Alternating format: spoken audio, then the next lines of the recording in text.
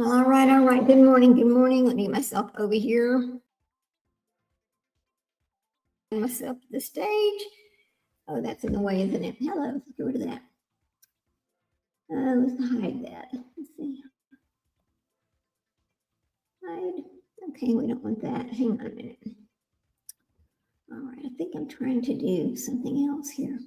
Oh, what I'm trying to do is that one. And just get this one. Okay, there we are. Now, all right, good morning, good morning. Today is day 2 of the Lindsay Clancy trial, which we've all been looking forward to. Need to get that set up. I have, what a day it was yesterday. Historic double executions in Florida. Mr. Achachoni and our other guy, Mr. 65-year-old Duckett, who claimed he was innocent. Of course he did. They always do, you know, always right at the last minute. They didn't do it. They didn't do it. They didn't do it. We know that. We know how that's. We know that's how it goes, and that's okay. That's okay. Slide. Now we have several more coming up. You know, because I like to cover these and we like to talk about them. We have several more coming up here in the near future. I'm going to tell you which ones they are before we get over. Let me get my stream ready for our trial today. Bear with me for just a second. Oh, it was so hot yesterday in Texas. I'm telling you, it's just too hot now. We're in the triple digit days, which are miserable, absolutely miserable. So WAR is where we're going to go. News. Here we go. Okay. Here we go. We're going to go back to the beginning. Here we go.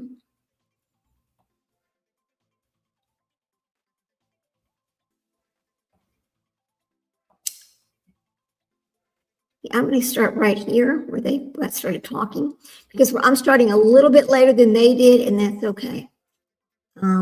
I think they just got going. They haven't been live very long at all. So here we go. And it's going to be Patrick Clancy back on the stand this morning, and here we go, guys. Oh, I just had to get myself together.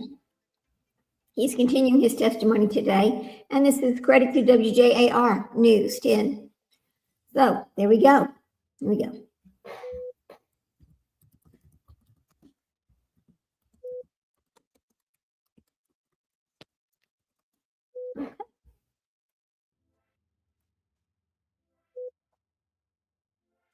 We are ready.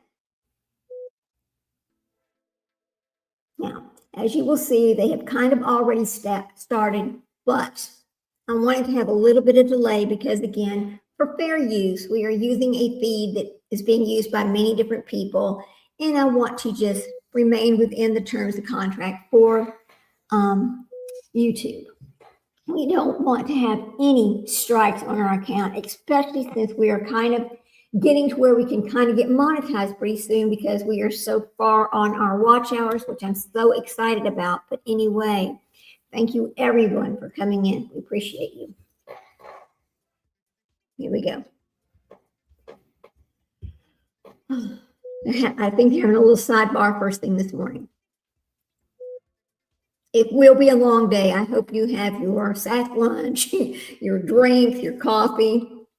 We're going to have a full day of testimony today. I'm going to move on past that sidebar and where he's actually testifying. Here we go. Is there something wrong with their feed? Oh, don't tell me that. All right, I see. They had a little bit of an issue right there, it looks like, with their feed. So let's see. Okay, here we go. It's probably whenever they were bringing all the necessaries in. Here we go. There we go. Now we're ready.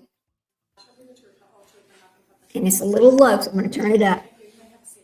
Hi, good morning, sir. Hi, Ms. Sprague. Thank you, Your Honor. Good morning. Good morning. So on Monday, I had asked you some questions about Thank you for coming Surface in. Pro Please that join. you and the defendant had in your home and had access to, and about whether you had looked at a site on suicide methods on August 22nd. If I could ask you, So horrible. did you look at a site for suicide methods on August 23rd, 2022? I don't believe so. And I had also asked you on Monday about when you were leaving the home on the night of January 24th, 2023, your observations of Lindsay and the children. Do you recall that? Yes. And you had testified that you observed Dawson on the couch eating, I believe you said chicken nuggets and green beans. Is that correct? Yeah. Do you recall, if you're facing the couch, where he was on the couch? If I were facing the couch, he would be to the right. To the right, okay. And showing you a photograph of the living room where there are some bowls on the couch. Is that a fair and accurate depiction of how the couch looked that night? Yeah. We could have this photo marked. All right, any objection? That may be admitted.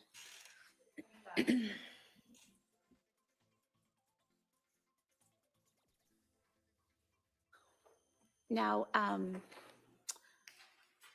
as you're getting ready to leave the house to head out to get the takeout, did Lindsay say anything to you? Nothing specific that I can recall, just other than maybe goodbye. Do you recall something about discussing something about CVS with her? Yeah. Okay.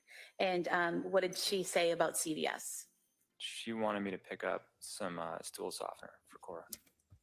And she hadn't mentioned that earlier in the text, correct? Yeah, I don't think so. So as you're leaving, she asked you to make a second or another stop while you're out. Is that correct? Correct. Okay. And in response to that request, did you ask her to do something? I don't remember. I could show you page 77, lines 23 and 24, if you could just read this to yourself. Yeah, I told her to text it to me, which she did. I'm sorry, so that refresh your memory and Yep. ask her to text it to you? Yes, And did she do so? she did. And was that at approximately 5:15 p.m. that she texted PDLX? Sounds correct.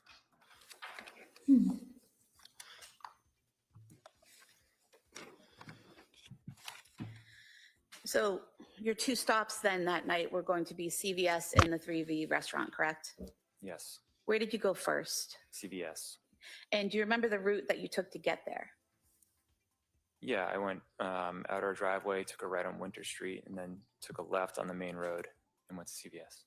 So it's a pretty direct route from your house to CVS? Yeah.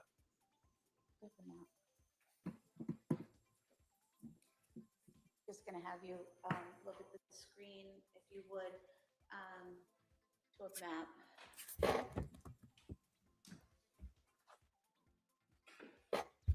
And coming into this red dot here, is that the approximate location of your home at 47 Summer Street? Yeah.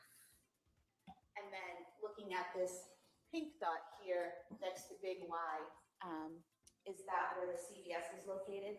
Yes. And that's the CVS you went to that night? Yes. About how long did it take you to get there? 3 minutes. And when you got to CVS, did you go inside? Yes. And what section did you go to in CVS? I think it was pediatrics. If we could pull up the CVS video.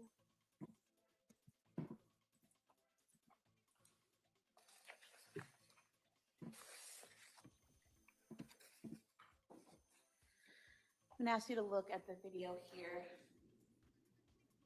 Is that you entering the store? Yeah. Okay.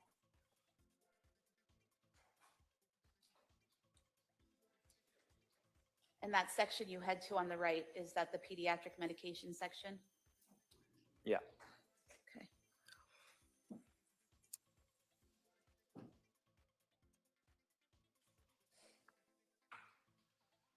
And while you're in that section, looking for the medication, you do something.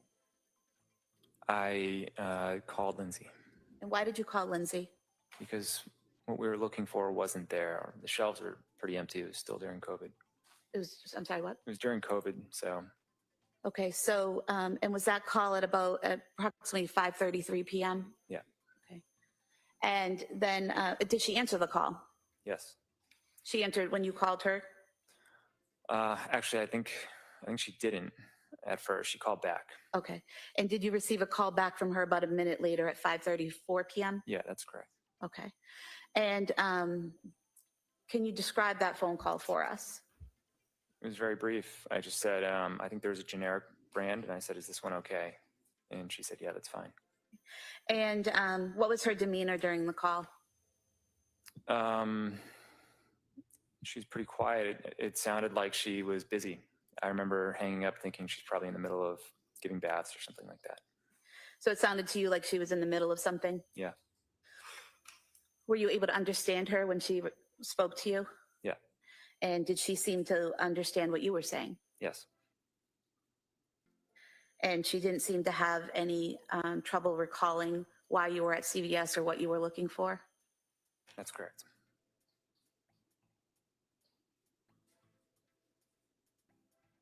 And did you, in fact, purchase some Pedialyx at CVS? Yes. Did you purchase anything else while you were there? I bought a pack of Skittles. Just showing you a receipt here from CVS. Does this appear to be an accurate description of what was purchased? Yeah. We could have the CVS receipt marked as the next exhibit, please. All right. That may be admitted. 26. And then if we could have the original CVS video marked as an exhibit and the CVS timeline, a condensed version. Be 27 and 28.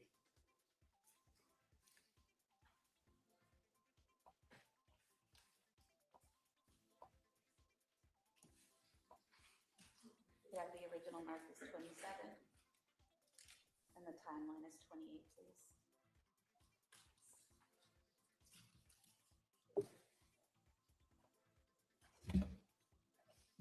It's 26, 27, and 28 are. All right, thank you. After you had made your purchases at CVS, where did you go next? To 3V. And do you remember the route you took to get there? After you had made your purchases at CVS. Yeah, where I did think you I go got next? on Route 3 South for just one exit, and then I got off and went straight to 3V. And showing you the map again here on the screen. This green dot here on the bottom, is that where 3B restaurant is located? Yeah.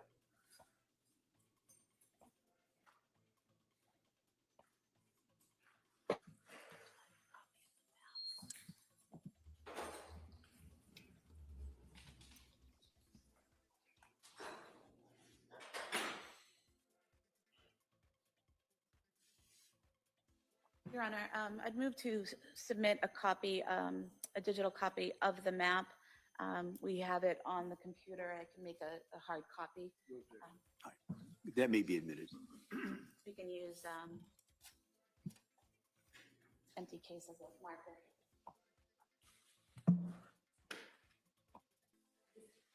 Is it 29? All right, thank you.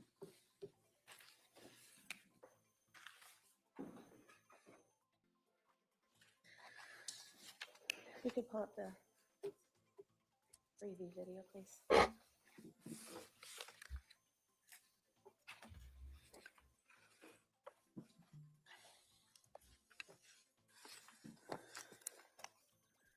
Now, sir, how long approximately did it take you to get from CVS to 3V? Probably around 10 minutes. And when you got to the 3V restaurant, did you go inside? Yeah.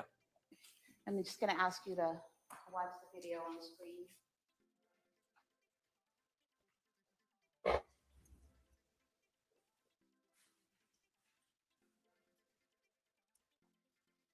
At 5:54:15 p.m., is that you coming in behind that other couple there? Yeah.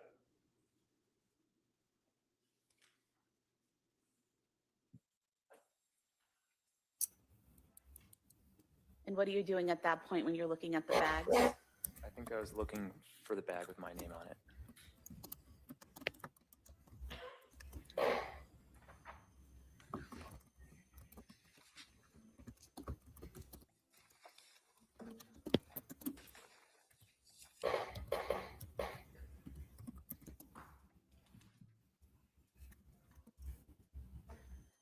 Do you recall what you're doing on your phone at that time?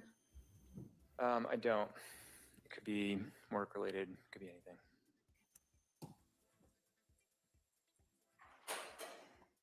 And the order that was listed under your name and phone number, correct?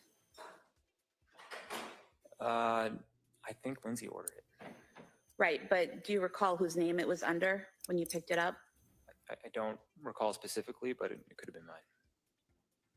Show you a receipt here from 3V Restaurant for Mediterranean Powerball and scallop and pork belly risotto. You could just look at the name and the number on the receipt. Yeah, that's my name and my number.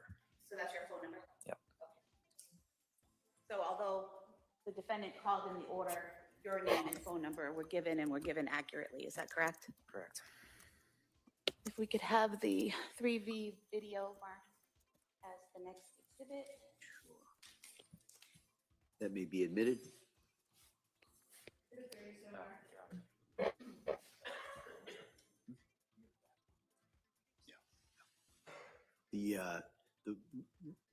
Could I see counsel just very briefly?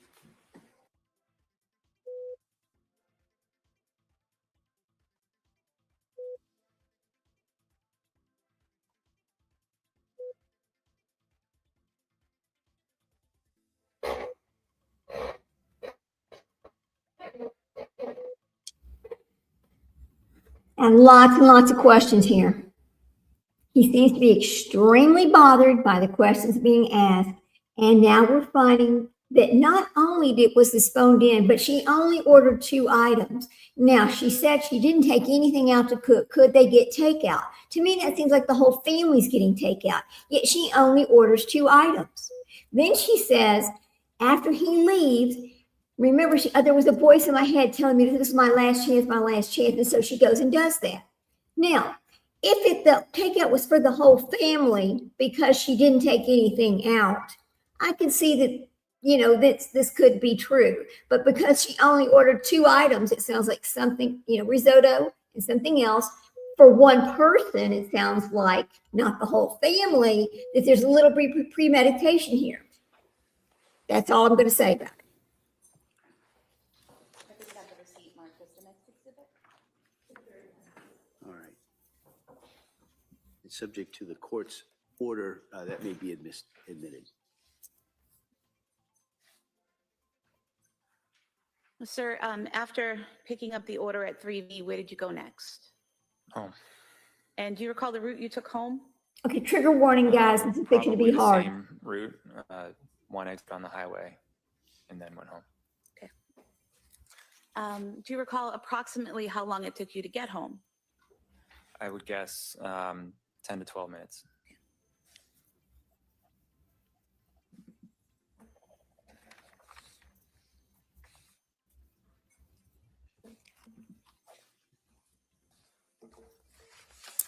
When you arrived home, where did you park?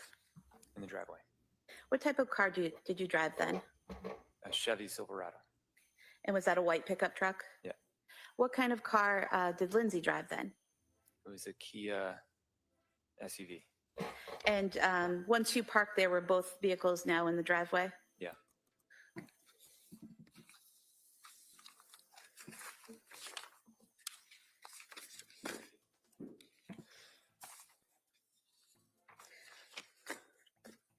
I'm going to show you a series of photographs of the exterior of your home. You could just look through them and tell me if they accurately reflect how your home looked on January 24th, 2023.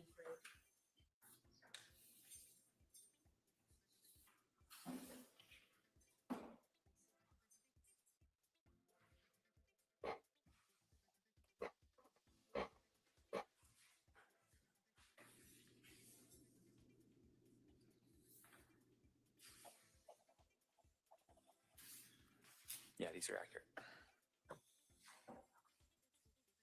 You could have these photographs of the exterior of the home front and back marked sequentially as nice exhibits. They may be admitted. Thank you.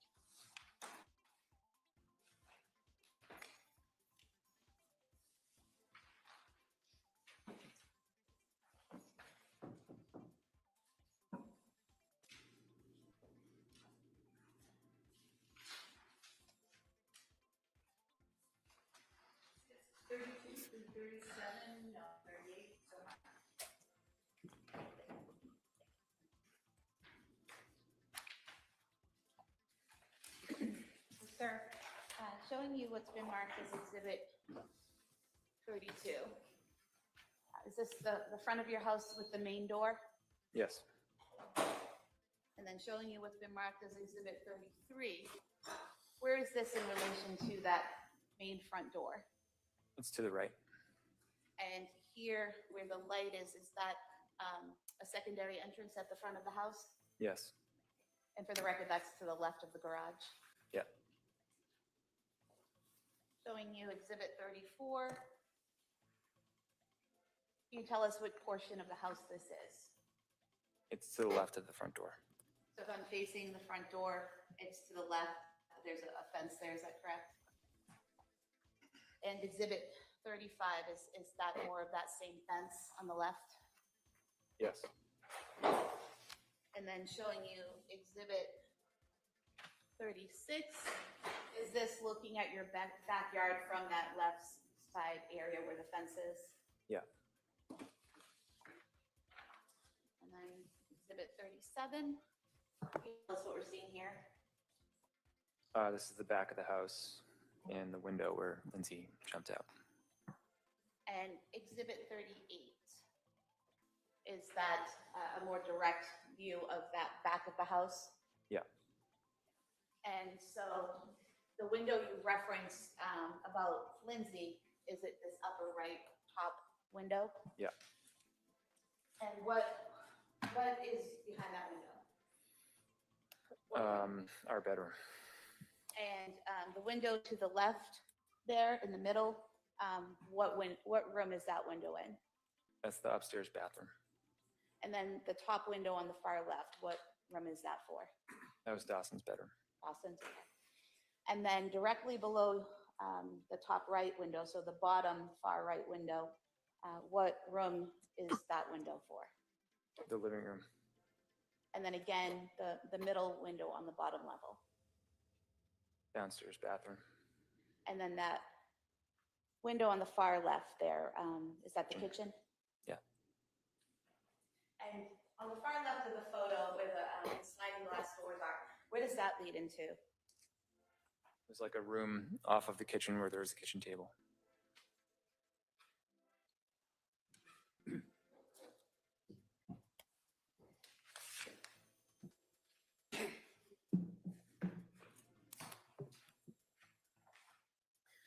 When you got home and you parked your truck, how did you get into the home? I went in through that side door. The door that was to the left of the garage? Yeah. And what did you do once you got inside the home? I started taking my boots off. And did you have some bags with you from CVS and 3V? Yeah, Where did you place those? on the kitchen island. Show you a couple photos of that area when you came in. Just tell us if it accurately represents how they looked, that area looked on January 24th. Yeah, that's accurate. Could have these two photos marked as the next exhibit, please. It may be a minute.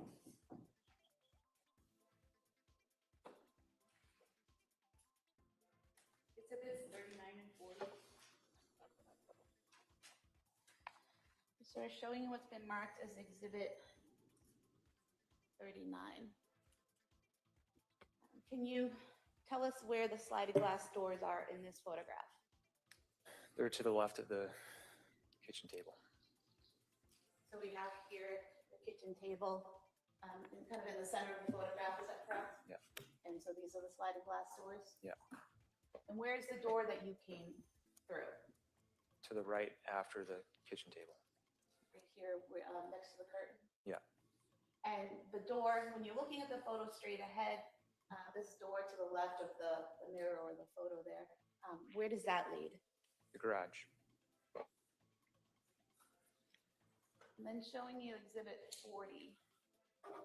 Is that where you place the bags on the island in the kitchen? Yeah.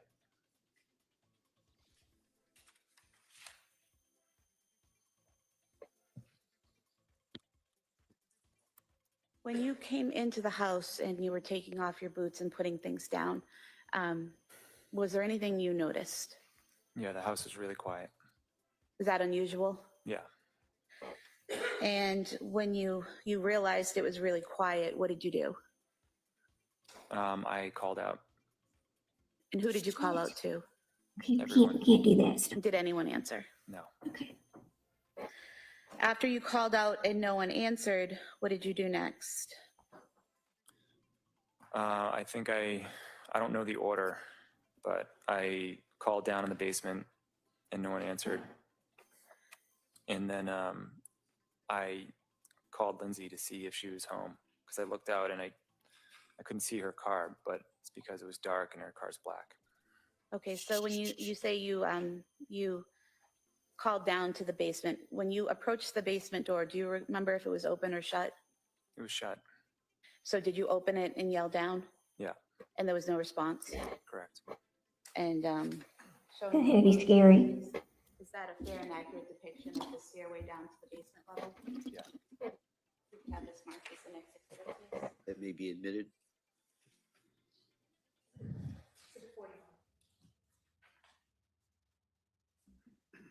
Do you recall when you opened the door to yell down whether the light was on or off? Yeah, it was on, but Lindsay always left the light on. And you said you called Lindsay, was that a phone call? Yeah, And was that at approximately 6:09 PM? yeah, And did she answer? no.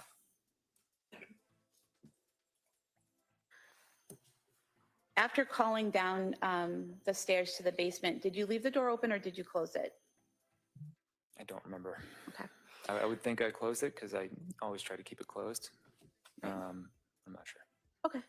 And so after you called Lindsay and didn't get a response, what did you do next? I started checking upstairs. And where did you check upstairs? First, the bathroom. I thought maybe they were taking baths, but there's no one there. And then where did you go? The kids' bedrooms. Was there anyone in the kids' bedrooms? No. And then did you go to your bedroom? Yeah. And were you able to get into your bedroom right away? No, the door was locked, and that's when I knew something was wrong. And when you realized the door was locked, did you have a way to unlock it? Yeah, the previous owners, when they installed the doorknobs, had these like these little keys that they tape to the back of each door. So I got the one from Cora's room. Then I started Oh, wow. unlocking the knob. And when you unlocked the door to your bedroom, did you go in? Yeah. And what did you see when you opened the door and went in?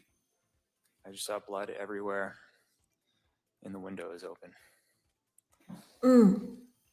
Trigger warning And- right here, guys. Sorry. So sorry. Showing you here a photo. Is this the bed in your bedroom? Yeah. Now, the way the bed is in this photo, kind of pulled away from the wall and slightly askew or at an angle, is that the way it was typically? No, And when you left the bedroom that day for the last time prior to coming home later that night, was the bed in that position? I don't think so. Wait a minute. She moved the whole bed? You have this photo marked just in it. That may be admitted.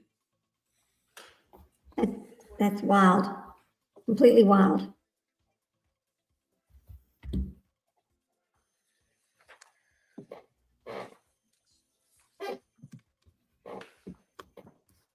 And you said you saw the window, is that correct? Yeah. Was it open? Yeah, there was wind blowing in. Showing you a photo here. Is that a fair and accurate depiction of how the window looked? Yeah. Mark this the next exhibit, please. That may be admitted.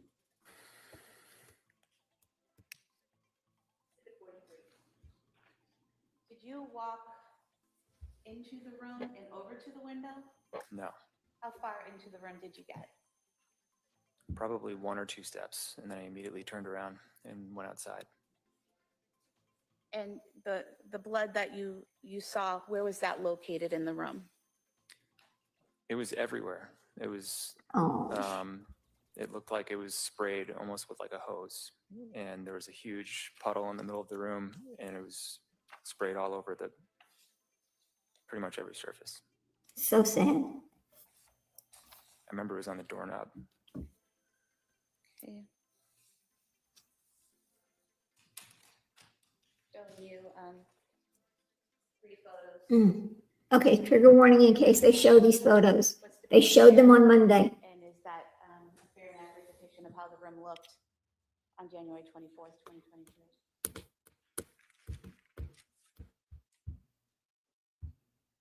Yeah.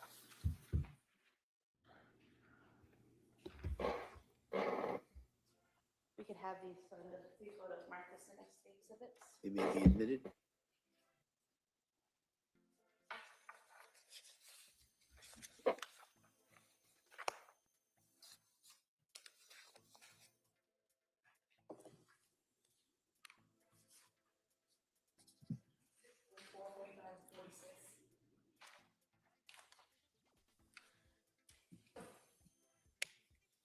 So showing you what's been marked exhibit 44.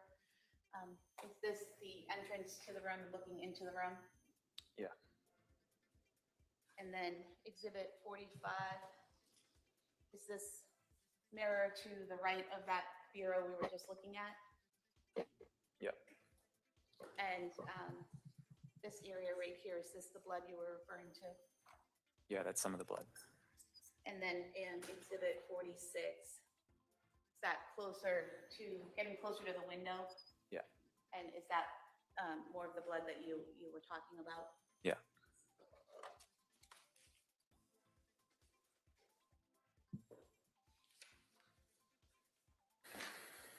Going back to exhibit 42.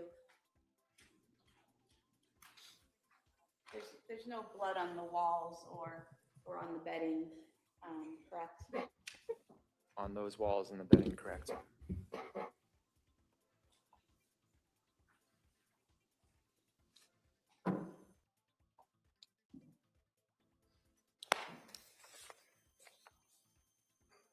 This has to be so hard for him, I'm telling you. He's reliving a nightmare.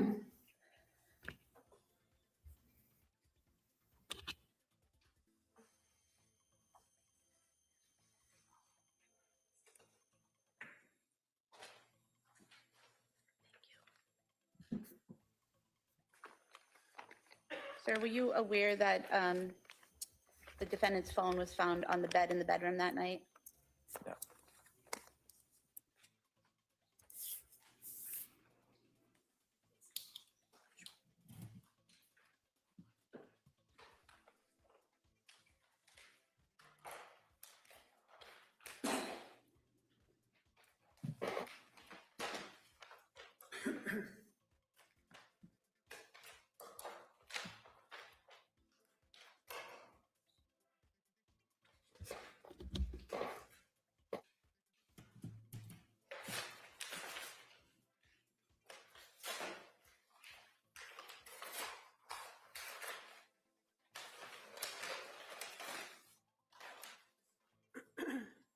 They're showing you this phone with this light brown case. Do you recognize this? Yes, Whose phone is it? that was Lindsay's phone. And is this the phone that she was consistently using between September of 2022 and, well, actually August of 2022 throughout the fall and into January of 2023? Yeah. You could have this marked as the next exhibit, please. That may be admitted. 47.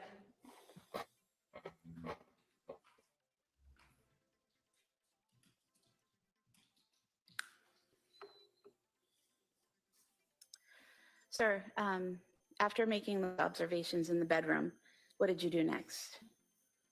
I ran downstairs and went outside. And do you recall when you came around, whether you went out the front door or the back door? I went out the back door. So that would be the sliders, is that right? Yeah. And where did you go from there? I just looked around in the backyard below that window and I saw Lindsay. And where did you see her? She was face up in the backyard And where in the backyard was she? at the bottom of the window. And so, looking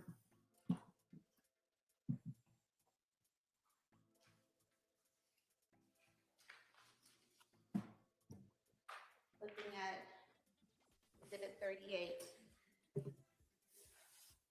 you said this was the window, correct, at the top right? Correct. Where was she in relation to that window? Directly below it. So down here by the window well? Yeah. For the record, I was pointing straight below the bottom right window by the window well.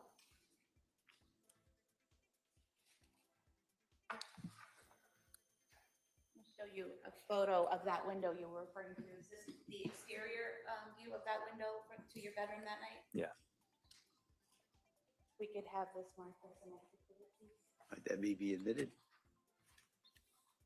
Exhibit 48.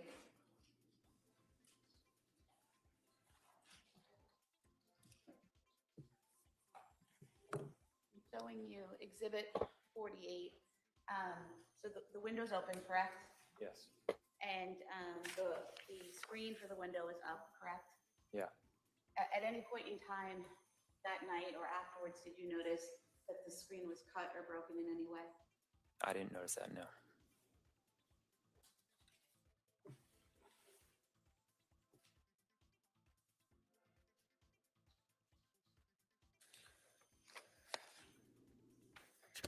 And when you saw Lindsay on the ground there under the window, which direction was her body facing?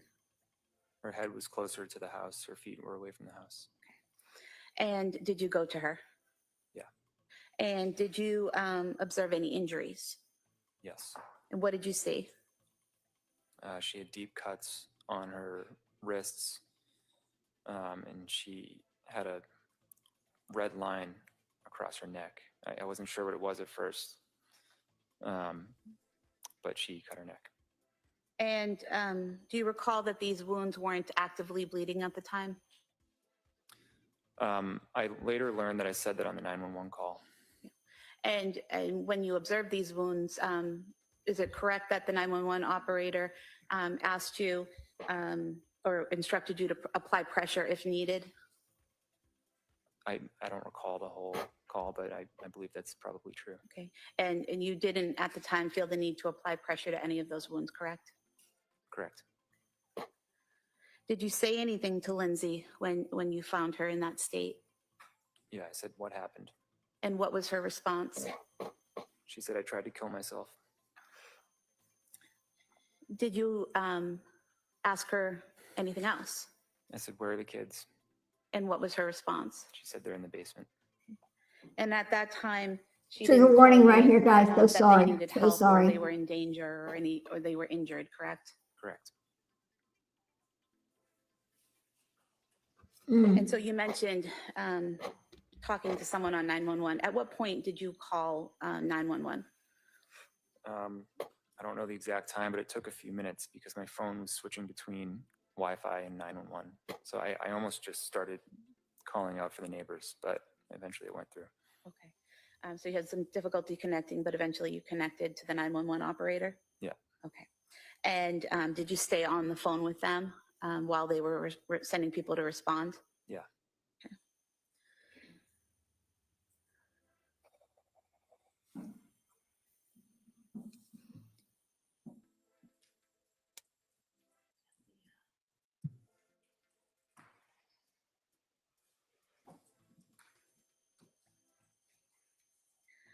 While you're on the phone with 911, are they asking you questions and you're responding with information about her condition? Yeah. And if you could just look at the screen here, is this the model of the first floor of your home? Yes. And so we have here the sliding glass doors. Where would the basement door be in this model? Directly below the stairs. I would like to see her face today while she's watching this.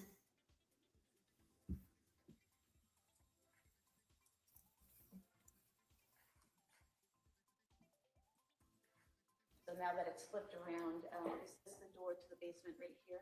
Yeah. For the record, that's the door across from the downstairs bathroom. Seems like they had a pretty nice basement.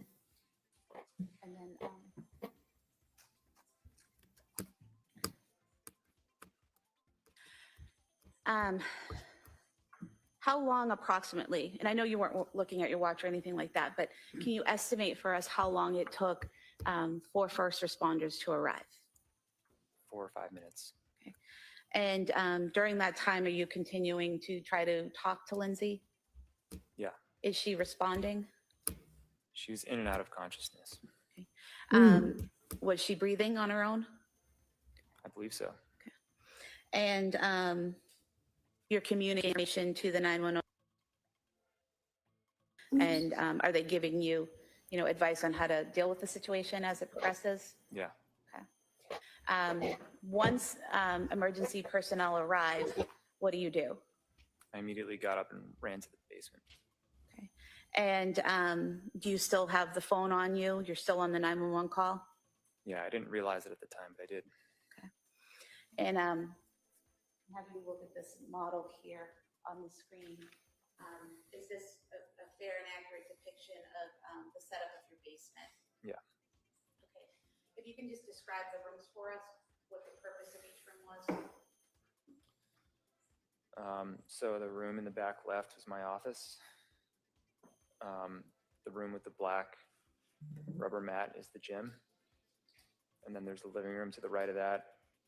And then the back right is just an area of the living room. And then there's a bathroom next to that. So when you come down those stairs that night, which direction did you go? I immediately went left. And when you went left, what did you see? I saw Cora. And how did she? Okay, guys, trigger warning right here. She Sorry. had a band around her neck. And was that an exercise band? Yeah. I hope they don't show that. And do you recall whether she was, what position she was in, whether face up or face down? Poor baby. And when you saw her in that condition, what did you do? I immediately ran over and tried to take the band off. Were you able to get the band off? Yeah. And do you recall how you got the band off? I think I untied it. And when you say untied it, was it in a knot that you had to, put everything down and unknot it, or how was it tied? I'm not sure I fully remember. Do you recall describing it previously as when you initially tie your shoes, but then don't do the bow? Yeah, that sounds right. And was she responsive? No, And what did you see or do next? I saw Callan. And where was he? He was next to her. And how did he appear? He had a band around his neck. Sorry? He had a band around his neck. And did you remove that as well? Yeah, And do you recall what position he was in? same as Cora. And looking at the model here, just tell us, where was Cora? The left of the couch. So would that be this area So sad. in between the bureau and the couch? Yeah, And where was Callan? to her left. So would that be more over here towards the chair and the bureau? Yeah.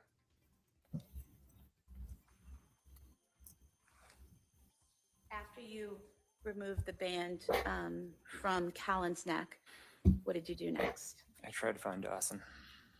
And where did you go? I looked in the bathroom and on the other side of the couch. And then I went to the other side of the basement and he was in my office.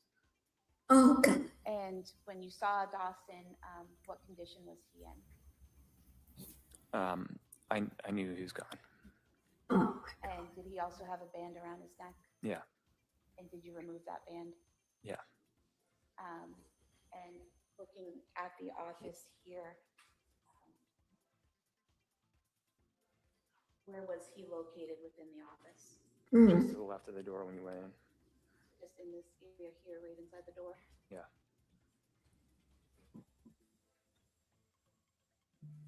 I can't imagine. We may have touched briefly. Yeah, please.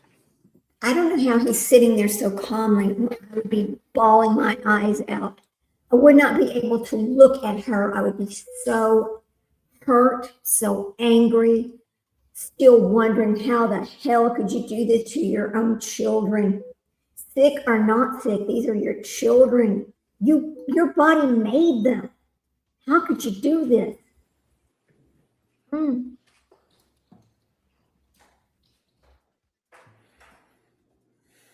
I hope they don't show the pictures to us. I hope they don't. Oh my God. Now, after finding Dawson and taking off the band, what happened next? I think I was back and forth. I think I went to try to help Cora. Oh, Did you try to give her CPR? Yeah, At some point in time, do the first responders make their way down to the basement? yeah, And do they take over care of the children? yeah. Where do you go? They sent me upstairs. And at this point, Your Honor, I'd move to submit the 911 call as the next exhibit. okay. We're going to hear this. Please, it's trigger warning, guys. You're going to hear him. You're going to hear the 911. Pursuant to the earlier order. I think you are anyway.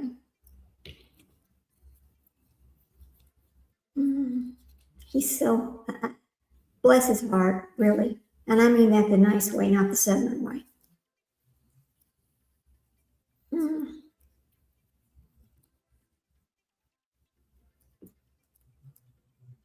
It's always so hard.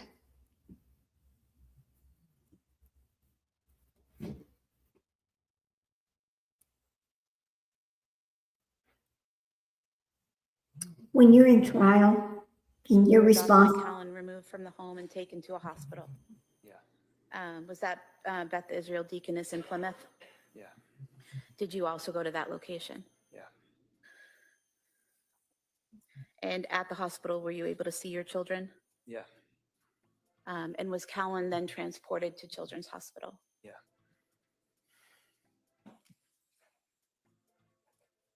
wait a minute. Did anyone ever tell you not to? So did they just skip us hearing the 911 call? Is that why we heard silence and we're not going to hear it? If that's what happened, it's fine, it's okay. But I wanted to do some for fair use, we do have to make commentary. And I wanted to say that, the hardest thing about this is when you're in trial and you work for the district attorney's office and you're part of the team and you're asked to help. It is so hard to hold your composure and to not be crying your ass off when you're seeing things like this happen and you know that it's tearing up the witness inside, mentally, physically. I mean, it eats at him every day. It is the hardest thing to keep your act together and not break down with them. And I struggled with that so hard. Here we go. Leave your kids alone with Lindsay. Mm. In January of 2023, did Lindsay ever tell you that she wanted to harm your children? Did she ever tell you she was going to kill your children? No.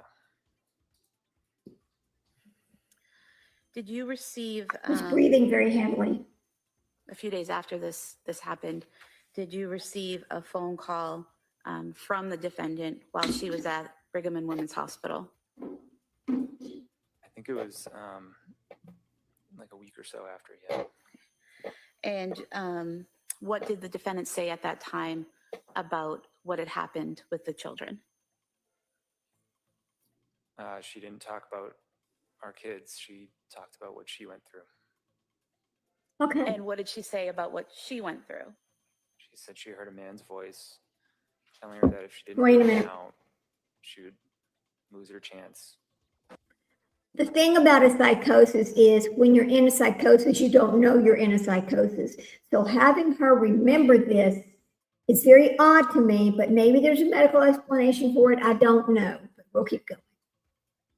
Or something like that. And did she also tell you that she had had a moment of psychosis? I don't recall.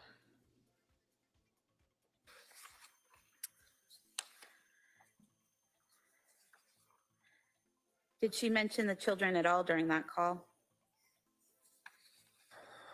I don't think so. I mean, not directly. Had she ever mentioned psychosis to you before? No, I didn't know what psychosis was until after this happened. Did she ever tell you she was hearing a man's voice before? No.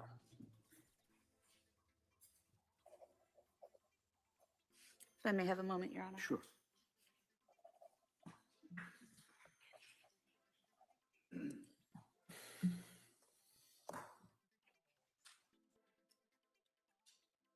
I have no further questions for this witness. All I right. just have exhibits All right. after. Counsel, can I see just briefly sidebar? Okay. No further questions?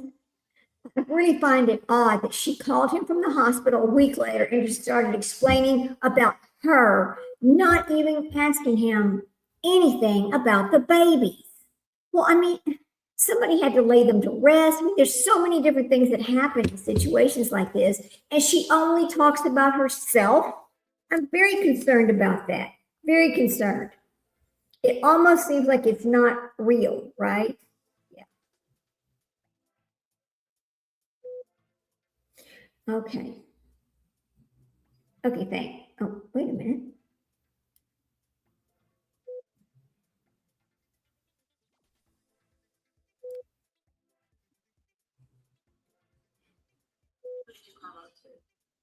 Did anyone answer?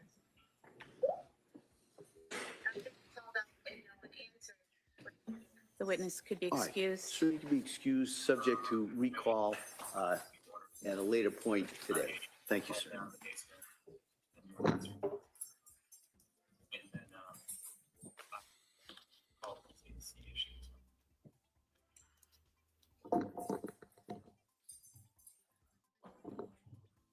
All right, Commonwealth?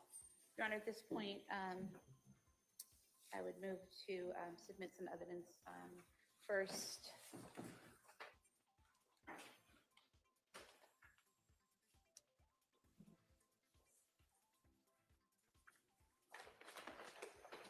would be the clothing Clancy was wearing the night of January 24th, 2023.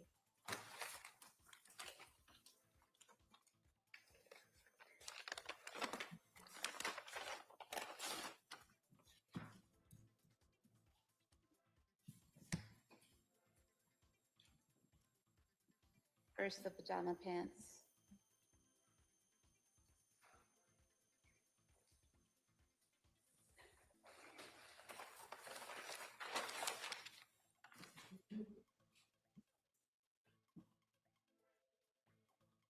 Pajama shirt.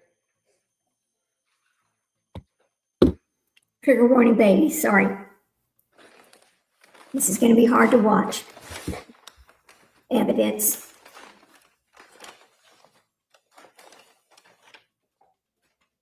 Oh my God.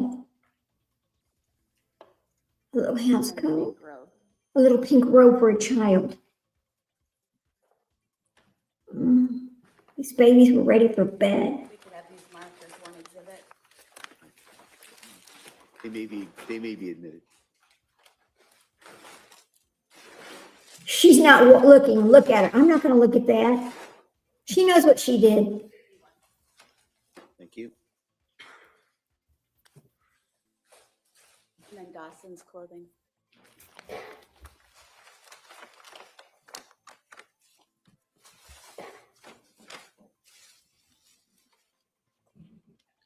We have dinosaur underwear for the record.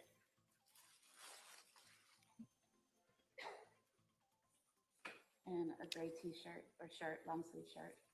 Oh.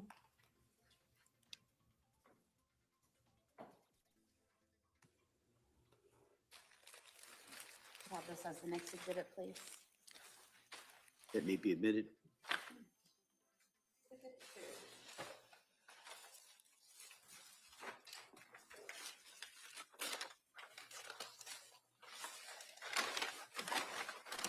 And then Helen's pajamas.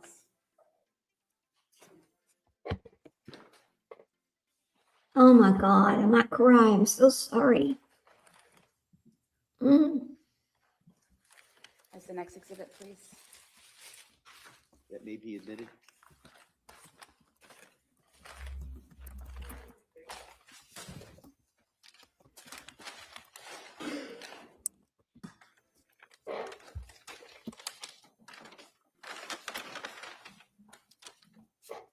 Yellow exercise band found with Dawson. Oh God. Have this as the next exhibit, please. That may be admitted.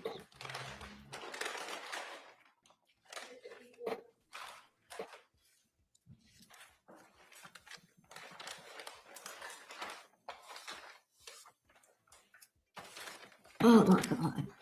Black exercise This band hurts. found with Cora.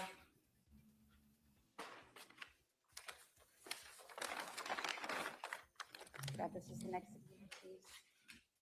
That may.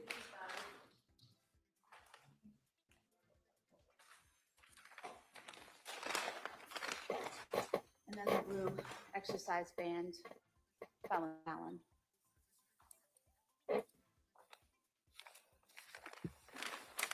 Have this as the next exhibit, please. That may be admitted.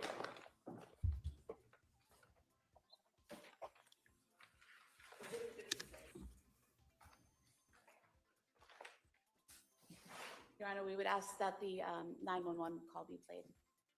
Oh my gosh. No, they're going to play it now. All right, here we go. Members of the jury, I just kind of wanted to give you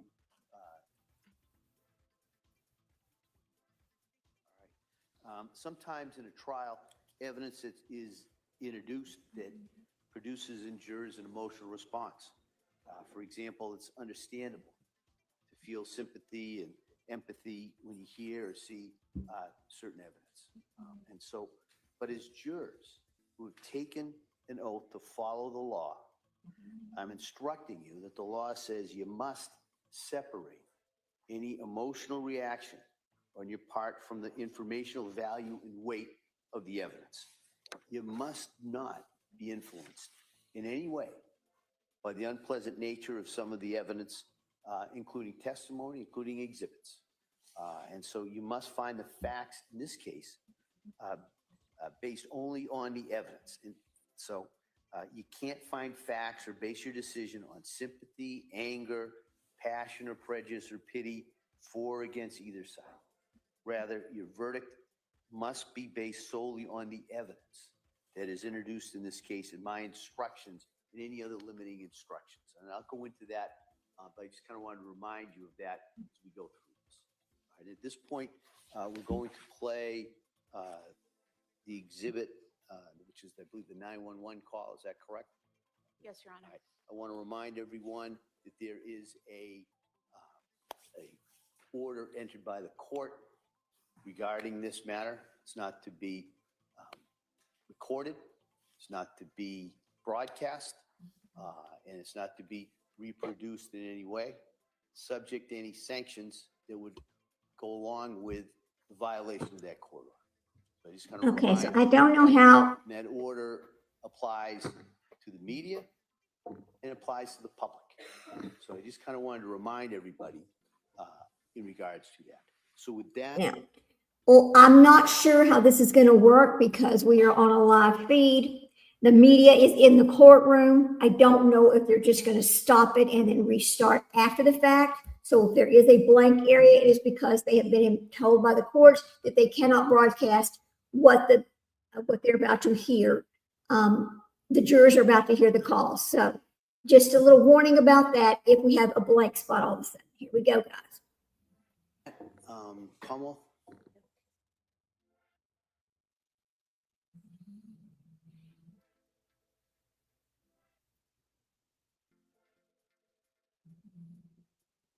Mm.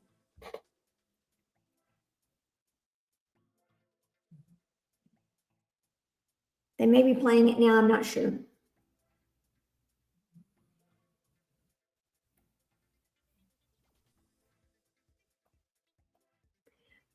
I mean, I do have a question. How in the world are you having a live stream trial, but you can't play the 911 call in the courtroom when you've allowed media in the courtroom to live stream this, but you can't play the 911 call?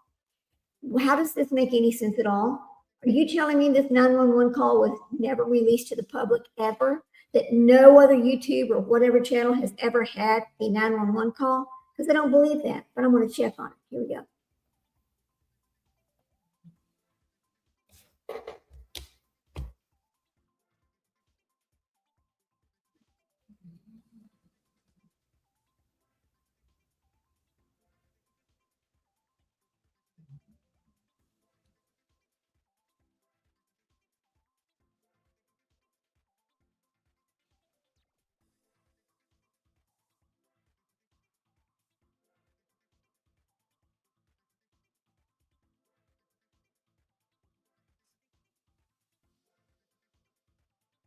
They're playing it now.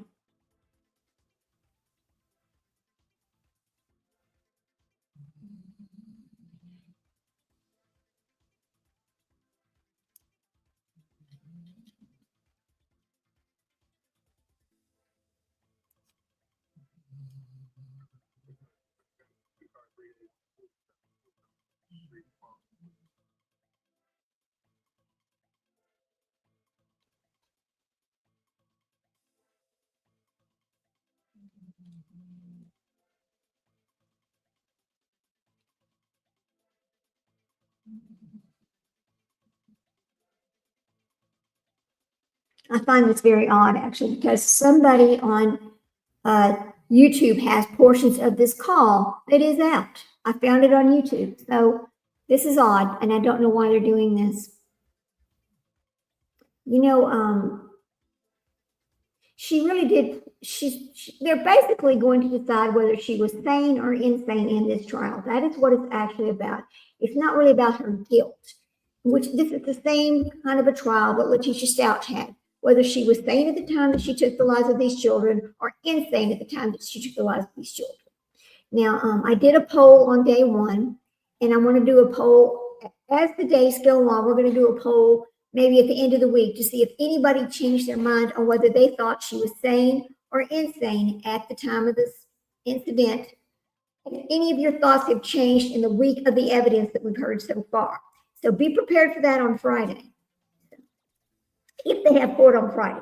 I know in a lot of trial courts, sometimes they don't have court on Friday, but in a high-profile trial, they may have court every day. It just depends on what the judge's schedule is. Some judges are able to clear their entire schedule when they're doing a high profile trial like this.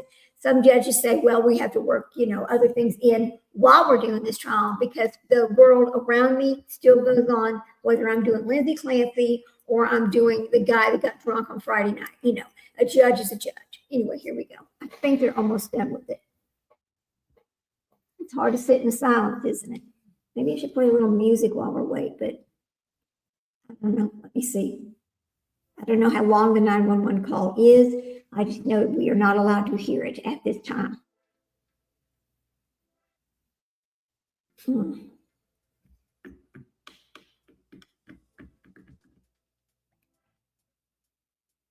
When the attorney's eyes open, maybe that's when we'll know it's over. Not sure. He's just kind of really having a hard time there, isn't he? Lindsay Clancy is not even listening. When they showed the clothing the children were wearing, she wasn't looking. When they showed the exercise bands, she wasn't looking. I'm still very perplexed. How in the world do you call the man a week later? You're in the hot, a week later and only talk about yourself. You don't talk about your babies, but yet you're in a psychosis. How does she know she was in a psychosis?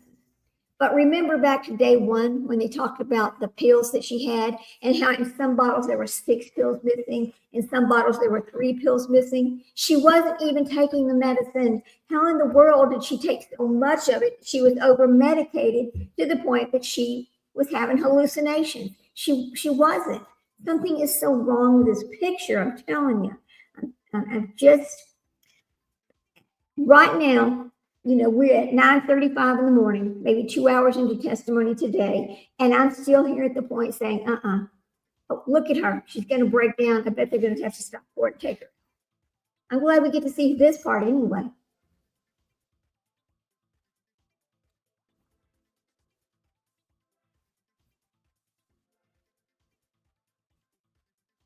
Notice her attorney is not comforting her at all. Boy, no emotion at all. But you know what? What a good show she's putting on. If you think about this, what a good show. Think about this, guys. The jury is watching her have this response while they're listening to the 911 call. Even though the judge had warned them, hey, this can be very triggering. This can bring out emotions that you're going to have to set aside. But look at her go. Here she is. I have no doubt that she loved her children. I mean, we all love our children, but to be able to make the choice that she made is unfathomable to me. I can't grasp it at all. I just can't. He made a statement, something to the effect of, no, she never told me she was going to hurt the children. That's not true. Remember on day one, he said, she told me, they had discussions, and she said she felt like she could hurt the children. She had told him that she felt like she could hurt the children. So he's not exactly being honest with her, with the court at this time. Now, I know this is very hard for him. I know he's struggling. You can hear him breathing very hard while he's sitting on the stand. Okay, my dog's gonna stop snoring. Sorry about that, guys. Jack follows me everywhere I go.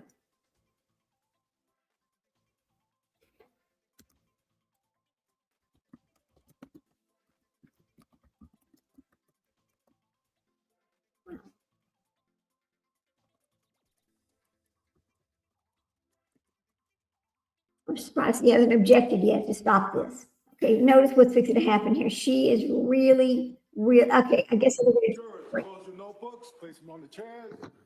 Yeah, we're taking a break. Follow me. I have to take her out of the courtroom.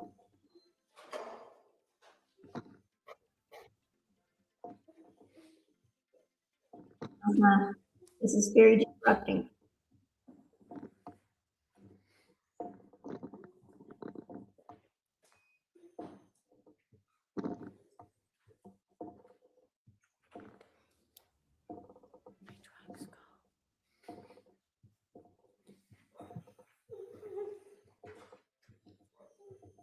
Go ahead on, Lindsay. Go ahead on. We'll be in recess at this time. Thank you. All right, they're going to recess the court to get her ass pulled back together because she is showing every emotion she can. Please exit the courtroom. Clear out the courtroom, please. Thank you.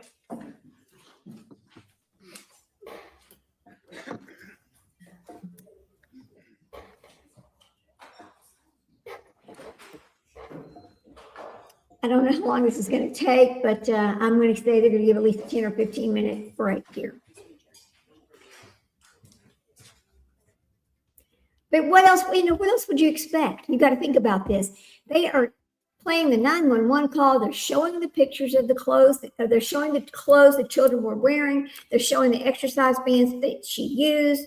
They're discussing what she said to Patrick about herself, not the children. I mean, I'm not shocked at her reaction at all. I'm going to pull up something over here about an actual psychosis. And we're going to talk about that, mental health and psychosis, because I just have a lot of questions about how do you know you're in a psychosis?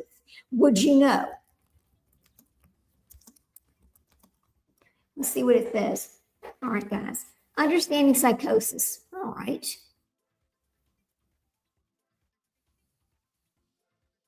All right, while we take a break over here, let me share the screen about this while we watch on another screen. Here we go.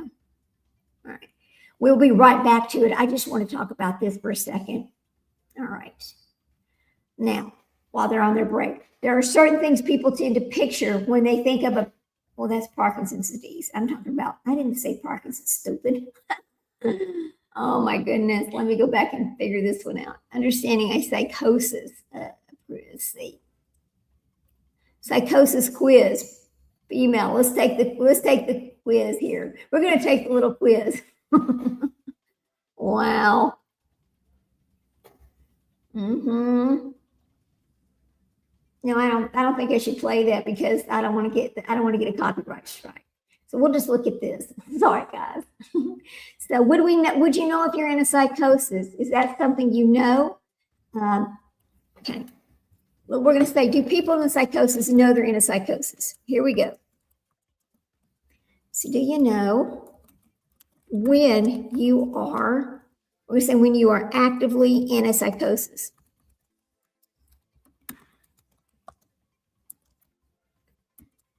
Whoops. Because that is the question that I've always wanted to know. Do you know if you're actually in a psychosis? Let's see what it says.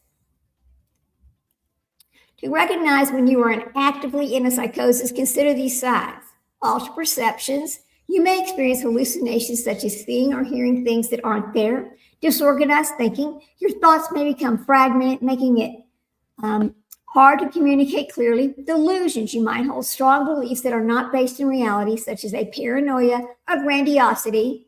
And that would be, yes, that Mrs. Daybell over there, Lori Daybell. Emotional changes. You may feel extreme emotions or lack of emotional responses. You have social withdrawal. You might isolate yourself from friends and family, losing interest in social activities, and you have difficulty functioning. Everyday tasks may become overwhelming to manage. But the question I'm trying to find out is, do you know if you're in the middle of a psychosis? So let's see what it says about understanding a psychosis. Psychosis refers to a collection of symptoms that affect the mind where there has been some loss of contact with reality. Now, during episodes of psychosis, a person's thoughts and perceptions are disrupted, and they may have difficulty recognizing what is real and what is not. So it is difficult to know the number of people who experience psychosis. Now, psychosis often begins in young adulthood when a person is in their late teens, mid-20s, all right? But people with a psychosis typically experience delusions, these false beliefs, that, for example, that people on television are sending them special messages or that others are trying to hurt them. A hallucination, seeing or hearing things that others do not, such as hearing voices telling them to do something or criticizing them. Other symptoms can include incoherent or nonsense speech and behavior that's inappropriate for the situation. However, a person will often show changes in their behavior before the psychosis develops. Here are the warning signs for psychosis: suspiciousness, paranoid ideas, or uneasiness with others, trouble thinking clearly and logically, withdrawing socially and spending a lot of time alone, unusual or overly intense ideas, strange feelings or lack of feelings, decline in self-care or personal hygiene, disruption of sleep, including difficulty falling asleep and reduced sleep times, difficulty telling reality from fantasy, confused speech or trouble communicating, sudden drop in grades or job performance. Now, alongside of those symptoms, a person with psychosis may also experience more general changes in their behavior that include emotional disruption, anxiety, lack of motivation, difficulty functioning overall. Now, in some cases, a person experiencing a psychotic episode may behave in confusing and unpredictable ways of harm to themselves or becoming threatening or violent toward others. The risk of violence and suicide decreases with treatment for psychosis, so it's important to seek help. If you find that you are experiencing these changes in behavior or notice them in a friend or family member, they begin to intensify and do not go away, reach out for a healthcare provider. So what causes them? Let's see. But see, this is not really answering my question. I want to know, does the person know that they are in a psychotic state? That is the question that I have. So let's look it up that way. Here we go. Does a person know they are during the psychosis? I mean, that's really the question here, isn't it? Okay, let's see. Let's see what it says. To understand whether a person knows they are in a psychotic state during a psychosis, consider the following points. Individuals often lack insight into their condition during a psychosis. They may experience delusions or hallucinations that distort reality. Some may have moments of clarity, but generally do not recognize the altered state. Here we go. I'm going to highlight that part. We're here. We're going to copy it. Wait a minute. Hang on a second. Let's see. Actually, we're going to copy this whole little thing right here. I think this is great. Whoop, wait a minute. Hang on. Copy. So, some may have moments of, okay, so it says they do not recognize it. Awareness can vary significantly from person to person. Post episodes, many individuals may realize that they are unwell. Professional evaluation is crucial for understanding their mental state. That is the question that I had. And so that tells me, let me share my screen again. Let's get back on the court screen. That how does she know she's in a psychotic state? How did she know? Did they tell her afterwards that was what was wrong with you? That's the question that I have. So there's part of the answer there right there. No, they don't generally know when they're in the middle of the psychotic state. So I'm going to add something right here. I want to add this. So I'm going to put it over here so we can use it later when we start discussing this case a little bit more about, do they realize they're in the moment of a psychotic state? No, they don't, according to AI. Let me paste this right here. Okay. I'm going to make this bigger.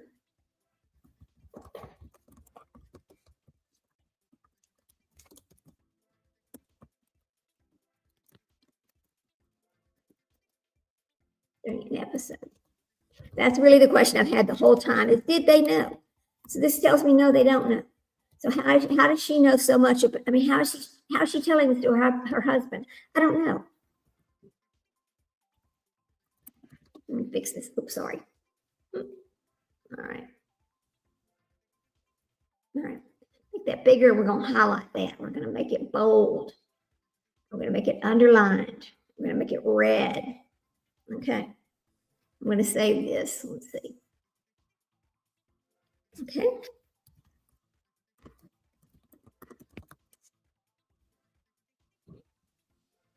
All right. Now I'm going to add this because we're going to use this later. But I mean, there's the testimony, and this is kind of such a shocking trial. It really is a shocking trial, to be honest with you. So much about this, just so much about it. Delete that right there. We'll add it right there. Okay. Let's put an overlay over here. That's the logo. Let's see, overlays. Let's see if we can add one right here. Add a file.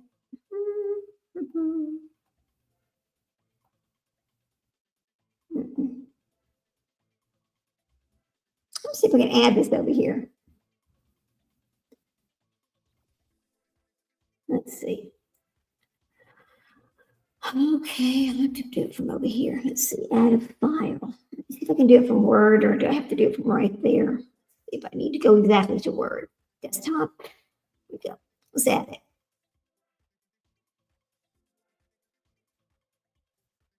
Okay, hang on. While we wait on the courts to come back. Tell you. It's kind of fascinating, really.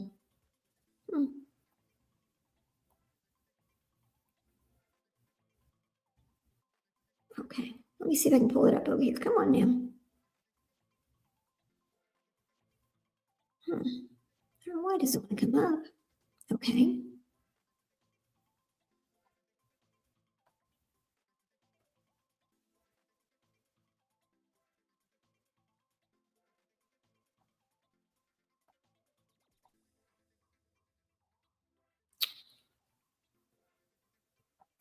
Okay, well, I guess we'll have to add it later. It's not letting me add it right now, but that's okay. We'll add it later. Yes, and she was falling apart. Absolutely, she's falling apart.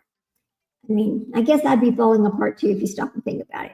The court is they're taking a break right now, I guess, while she pulls herself together, and I'm pretty sure that the jurors were upset as well. I would be upset if I was watching that. So that's just we'll just take a little break ourselves. Go get your popcorn, go get a snack while we wait for the court to come back. In fact, while we wait, I'm going to go grab a few things. I will be right back.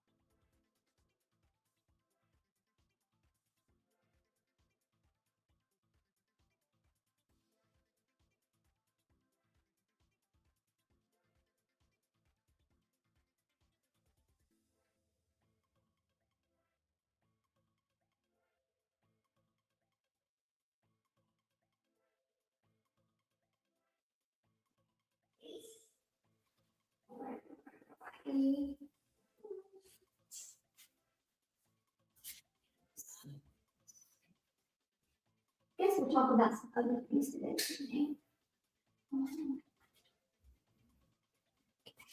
All right, good. While we wait on the court. All right, what else is going on today? Let me explain something else we're going to be doing. We always like to go and do our execution watches. So in the coming months, there are several more people on death row that will be executed this year in the United States. So let me get the list. Waiting. It's here in the USA. Hang on, guys, just a second. I'm going to pull this up and show it to you guys. Hang on. And these are going to be the dates. Okay, so that happened yesterday. So starting in August the 13th, let me share the screen really quick while we wait on this to come back. So hold on a minute. Stop that screen and we'll go share this other screen. Share the screen. I'm watching your report to come back. So in the USA, here are the upcoming executions and the dates that they're going to happen. So starting on August the 13th, we have 3 in one day. We have Oklahoma, Tennessee, and Alabama. I want to cover all 3. So we're going to be pulling up their information in the next couple of weeks here and talking about each case prior to their execution date. August the 18th, we have William Francis Silva Jr. From Florida. He is 61 years old. September, we have James Norman, who's 40 years old. And September 31, we have Kirsten Olwana, I think it's Olwana Rami, 41. And in Tennessee, on September the 30th, we have Krista Gelpike. Okay, we're going to talk about Krista Gelpike. She is scheduled for execution. She's 50 years old, September the 30th, 2026 in Tennessee. This is a big deal, and it will be discussed because we have not had a female executed in quite a few years. But here's the deal, whether you're male or female, if you are on death row and you have exhausted every appeal, it is your turn. It should not matter whether you're male or female, period. Then we have on October the 7th in Texas, we have Jamal Howard, pulling one down. Then we have November the 12th, John Allen Rubio. I'm sure you remember John Allen Rubio. He's 22 years old from Texas. That is fast. He's only 22. He's in Texas. How is he being executed so fast? How do we have people sitting on death row for 30, 40, 50 years, but all over here in Texas, all of a sudden we have a 22-year-old who's going to be executed on November the 12th, 2026. We've got to get into that case. It's going to be a big one. Now, we also have on December 3rd in Tennessee, Gary Wayne Sutton, who is 61 years old. So these are the official dates that have been set for each one of these people on death row through the end of the year for 2026. Let me see. Thank gosh, none of them follow my vacations that we have planned, so I will be able to cover them all. But that's what's going on there. Let me see if are we back? No, we're not back yet. So let me get us back into the courtroom and be ready for when they come back. The reason why I like to cover those is because in the United States, execution it's such a controversial subject, but it happens. What it takes to get the death penalty has to be so heinous. You can't have just robbed somebody and then get the death penalty. It doesn't work like that. So when you start talking about people and executions and how controversial it is, it's important for us to discuss the hows, the whys, the wheres, and is there another way to deter people from doing such heinous and cruel things? That's the question. I don't really know the answer to that, but I do feel like it's important for us as people to pay attention to what's happening over there on death row with these defendants. In some cases, I see that the victims are treated almost like they are the defendants because they don't get the same amount of rights that these defendants get. These victims don't get 2, 3, 4, 5 chances more to change the circumstances. They don't get that opportunity. But the defendants over here get many times to try to change their circumstances to end up with a different sentence, to end up being commuted to life in prison instead of the death penalty. So that is why I like to talk about these things. When you start reading the appeals, you learn so much more about these people than you knew, because a lot of these cases are old. And we did not see the trials because they did not have the cameras in the courtrooms. So we don't really have the full picture. We don't have all the facts. We don't have all the details. But when you read the appeals, that right there is your timeline. That's your facts because it's all in the appeal. Testimony from the actual trial is in the appeal. So you can learn about what actually happened without having to get the transcripts, because when you start buying transcripts for trials, it gets very expensive. Because transcripts, it's many pages. It's huge and it's expensive, and they charge you for every page of that transcript. So the appeal is, if you really want information on something like this, the appeal is the place to get it from. So there you go. What's this? There's some kind of news alert. 2 will hide a roommate. Oh, wait a minute. Something's happened in the Idaho 4, guys. Let me see if I can see what this is. Let's see. Whoops, now go back up there. Let me see. 2 Idaho roommates survived plus $176 million lottery ticket. What? Okay, something's weird here. Let's see what this is. Let me see what this is. All right. Let's see if I can find the story on People about this $176 million. Okay.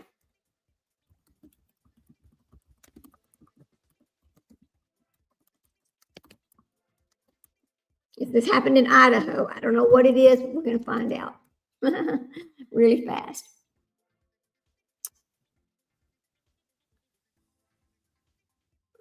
Let's see. What is the story on People?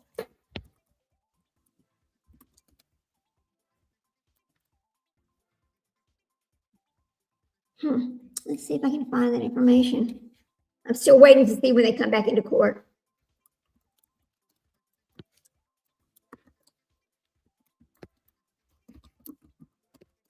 Let's see, 176. Let's see.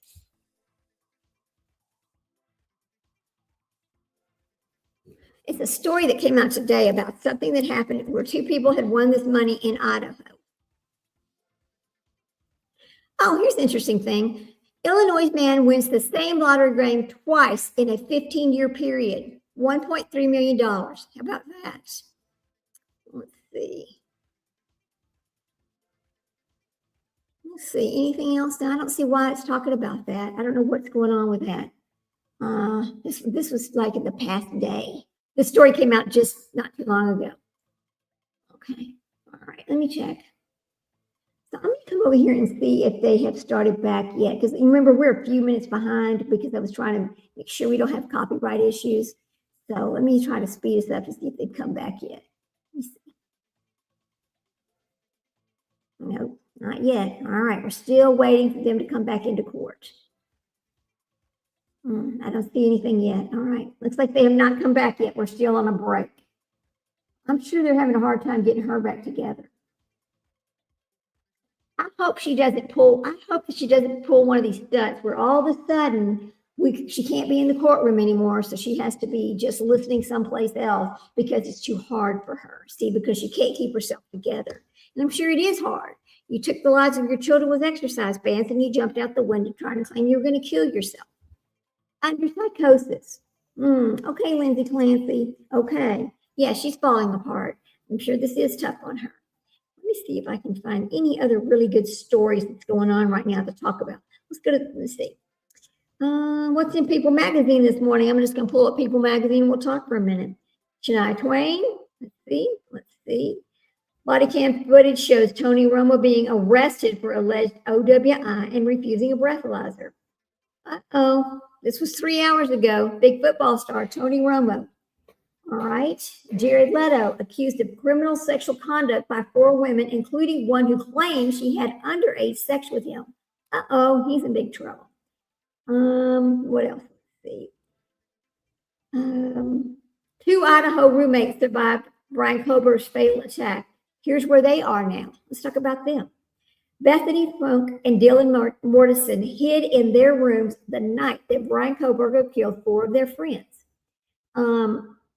It says they are the 2 surviving roommates from the University of Idaho murders. Both college students were home when Brian Koberger killed Kaylee Conclave, Madison Megan, Zana Kent Kernoodle, and Ethan Chapman in November of 2022. Now, Funk and Mortison both shared victim impact statements, but have stayed out of the public eye. I don't blame them. I don't blame them one bit. Now, the University of Idaho students had been living in their off-campus home in Moscow, Idaho, with their 3 friends, Kaylee, Madison, Zana. The 5 friends appeared to have a close relationship and frequently showed pictures of tailgating, attending dances, and enjoying campus life. College life is great. Now, however, on November the 13th, 2022, their lives were forever changed when Brian Koberger entered their home and fatally stabbed Conclave's, Megan, and Kernoodle's boyfriend, Ethan. At the time of the murders, both Funk and Mortison were inside the home. The next day, Mortison and Foucault called a friend after hearing activity in the upstairs rooms that night before. They proceeded to call police, who found the students' bodies. Now, a little over a month later, Kohlberger was arrested and charged with 4 counts of first-degree murder and felony burglary. On July the 2nd, 2025, Kohlberger confessed to killing the 4 students and pleaded guilty, something he attempted to reverse in July 2026. Now, just before he was sentenced to serve 4 lifetime in prison without parole, plus 10 additional years for burglary in July of 23. Funke and Mortensen delivered victim impact statements, making their first time publicly speaking out about the night their roommates died. That had to be horrible for them. The horrific murders were revisited in the 3-part Netflix docuseries, The Idaho Murders: College Nightmare, which hit the stream on July 29th. Now, neither Mortensen nor Funk participated in the docuseries, but some of their police interviews were included. So apparently this is coming out today. The new docuseries is coming out today about the Idaho murders. So we are the surviving roommates now. Here's everything we know about Bethany Funk and Dylan Mortensen and their lives today. On November the 13th, 2022, we know that happened. Okay, let's go on down to the next statement. According to the case's probable cause, the affidavit reviewed by People, Kohlberger was linked to the case after his DNA matched a sheath of a knife left behind at the scene. Now, I have a lot of questions about that, and here's the reason why. How did one person control 4 people in a house and 2 people were hiding in a closet? Why did nobody call 911 when they were hiding in the closet? Why were they not on the phone with 911 if they're in the closet? I have a lot of questions about this case. Did the people in the closet know he was coming to them? Did anybody in the house know Kohlberger? I just have a lot of questions about that case. I just thought we'd talk about this while we wait, because the docuseries has now come out. It is on Netflix right now. Now, during his trial, the Lada County District Attorney, Bill Thompson, shared he believes that Kohlberger broke into the victim's home by sliding through a glass door on the 2nd floor. Now, Thompson said he believes Kohlberger then walked past the bedroom of one of the surviving roommates before going up to the 3rd floor and murdering the first 2 victims, which was Megan and Conclave, before returning to the 2nd floor and killing the other 2 victims, Noodles. Now, why did Bethany Funk and Dylan Mortensen experience that night? What did they experience the night their roommates were killed?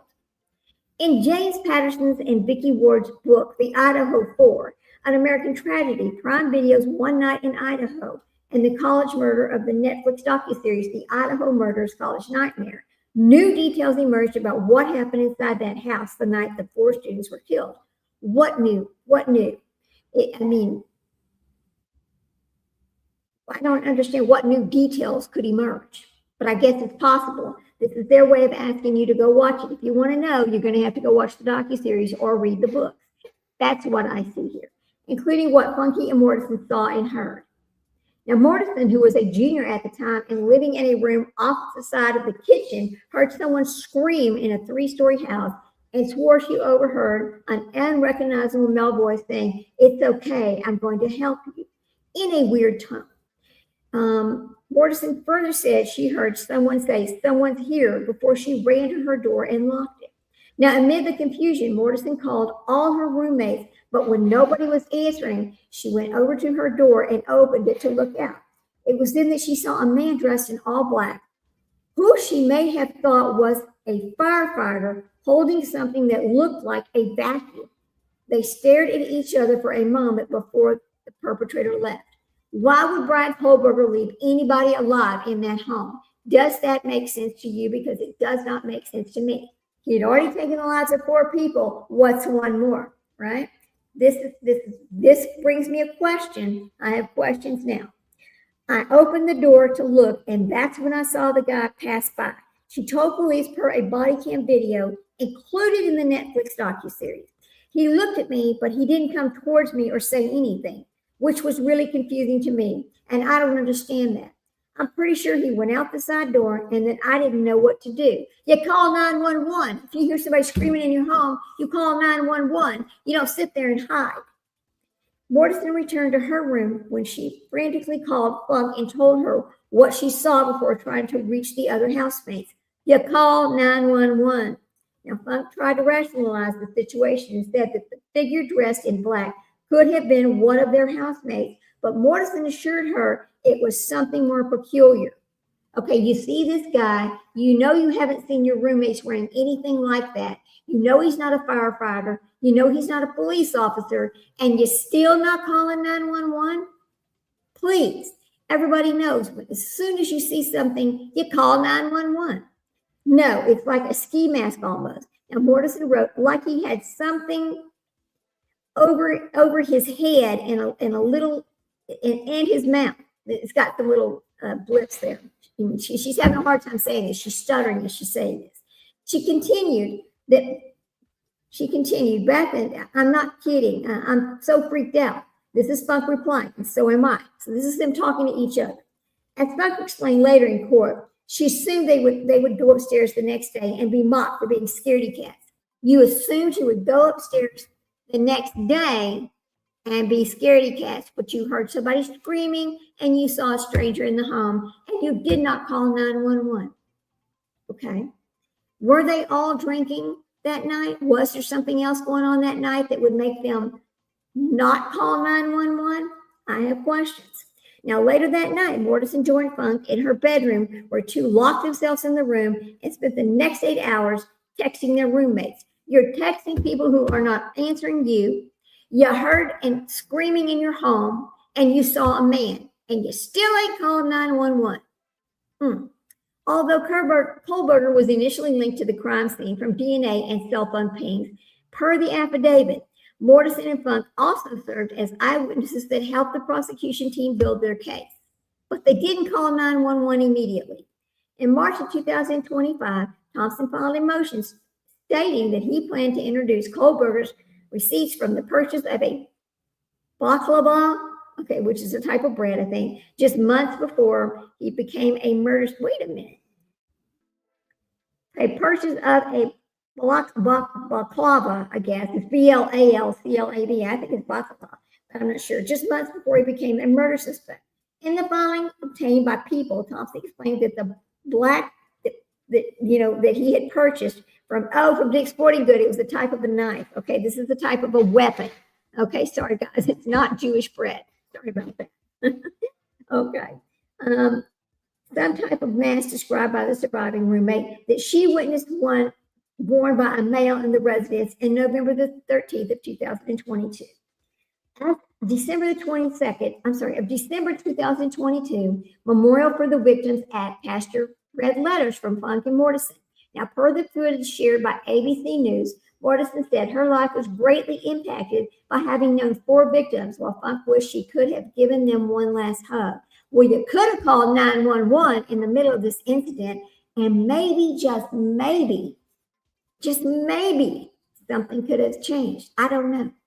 Now, I'm not blaming her. I just have a lot of questions why somebody is not calling 911 when your roommates are not answering and you're hearing screaming in the home. Now, in February of 2023, a friend of Funk and Morrison spoke to People about how the roommates were still reeling from the murder, saying they feel a lot of survivor's guilt. Now, I'm going to tell y'all something. Survivor's guilt is absolutely real. You know, we talk about these kids who, well, even with the Carmelo Anthony situation, or the latest one with the guy out who died at the lake. Anyway, his friends could not even go to his funeral. They feel so bad, but they were getting death threats. Well, how are they going to go to the funeral? And then in Carmelo Anthony's case, the brother, which was a twin of the victim, who could not save his brother, is just struggling with survivor's guilt. That is an absolute real problem, and it stays with these people. My own sons, the older one, who was closer in age to the other one, I mean, they have a lot of survivor's guilt, and it was hard for them to deal with as well. So their friends are gone, and they're still here. It's been really rough on them. They're going to be dealing with this for the rest of their lives. Yes, ma'am, they are. In the years to follow, the former roommates tried to maintain a life out of the spotlight amid a highly publicized trial. Now, Funk appears to have she transferred schools, and she was nominated to be an ATO sweetheart at the University of Nevada per the fraternity's Instagram. Now, in December 2024, this was a post, Funk wrote in the caption that she was a senior on the soccer team and just majoring in public health. Although I've only been here for a few years, the men at ATO have always made me feel so welcome and safe, she wrote. In April 2023, Funk fought a legal request that would force her to testify in Kohlberger's trial. But on his sentencing hearing on July 23rd, she broke her silence at a victim's impact statement read by her friend, Emily Aldani, who discussed what it was like to live through the worst day of my life. I'm sure it was terrible. I would never want to be in her position. Ooh, I bet this is going to be a long break they're seeming to have here. Still nothing. All right, we're still waiting for them to come back to court. So I'm just reading from People magazine, the story about the survivors of the Kohlberg. I was scared the person who did this would come for me next. Now, this is what Funk wrote in her statement, adding that she had not slept through a single night since this happened. The fear never really leaves. This is Funk's statement. Every day I remind myself to live for them. Meanwhile, Mortensen spoke directly about Kohlberger's character, saying he is a hollow vessel, something less than human, a body without empathy or remorse. Now, we know that makes him a sociopath, to be honest with you. We read all about that. She later added that he chose destruction. He chose evil. He feels nothing. He tried to take everything from me. Now, Mortensen opened up about how her life was impacted in the aftermath of the massacre. I made escape plans everywhere I went. If something happens, how do I get out? What can I use to defend myself? This is Mortensen saying, adding that her emotional pain and grief are too much to handle. Now, that is the story from People magazine today about the survivors from the night of Kohlberger's massacre. I still have a lot of questions. I just don't understand somebody screaming in your home. You got a cell phone right there and you're not calling 911. Why? I understand people are afraid. I understand people panic. I understand people. I understand. I do. But there's a lot of other things. Now, this is from 5 hours ago, and this is from Princess Diana. There's a lot of things going on in the royal family right now. Let's talk about that for just a second. We're just going to be talking about news while we wait. Now, a lot of people like Meghan Markle. A lot of people don't like Meghan Markle. She's very controversial. A lot of people like Harry, and a lot of people don't like Harry. The fact that he wrote the book The Spare and said some pretty damaging things in that book against the royal family. I think the book was written kind of in poor taste. I understand he has feelings. I think I understand how he would feel because he's not number one. He was just the spare, as he describes it. However, Meghan Markle, you are not Lady Diana. You will never be Lady Diana. You do not have the grace and poise to be Lady Diana. Okay, so her attempts to make herself the new Lady Diana has failed all the way around. What she has done now, in my opinion, to Harry, has just basically ruined his ability to go back to the UK and be an active royal. That's just over. And I just think that I think he didn't know better. Hang on, guys. Something about a missing man's body. This just popped up too. Okay, this is on Nextdoor. A missing man's body was recovered Saturday evening after being reported. Where was this at? Let me see if I can see where this was at. This is on Nextdoor over here. Is it our neighborhood? Oh, Lake Travis. Okay, I'm going to let y'all hear the article. Here we go. Use a sonar. No. So apparently they had found a body in the lake and they had to use sonar to find him. Okay, that's terrible. Okay, anyway, let's go back to what we're reading over here in People magazine about the spare. Okay. Princess Diana's honeymoon confessions, the hidden heartbreak behind her getaway with Charles.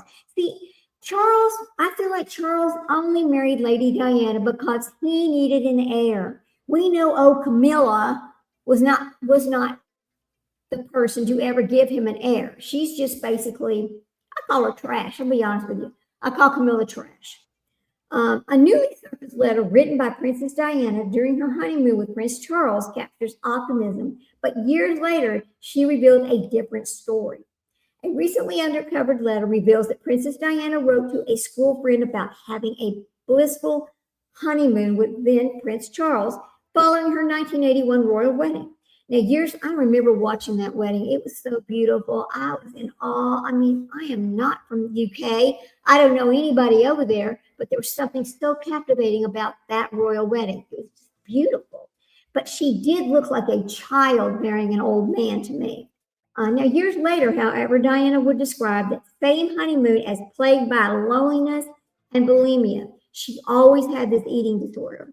She was particularly obsessed over Charles's relationship with his former girlfriend, Camilla Parker Bowles, who would later become the queen or queen consort. Now, I've always had a problem with Camilla becoming the queen consort.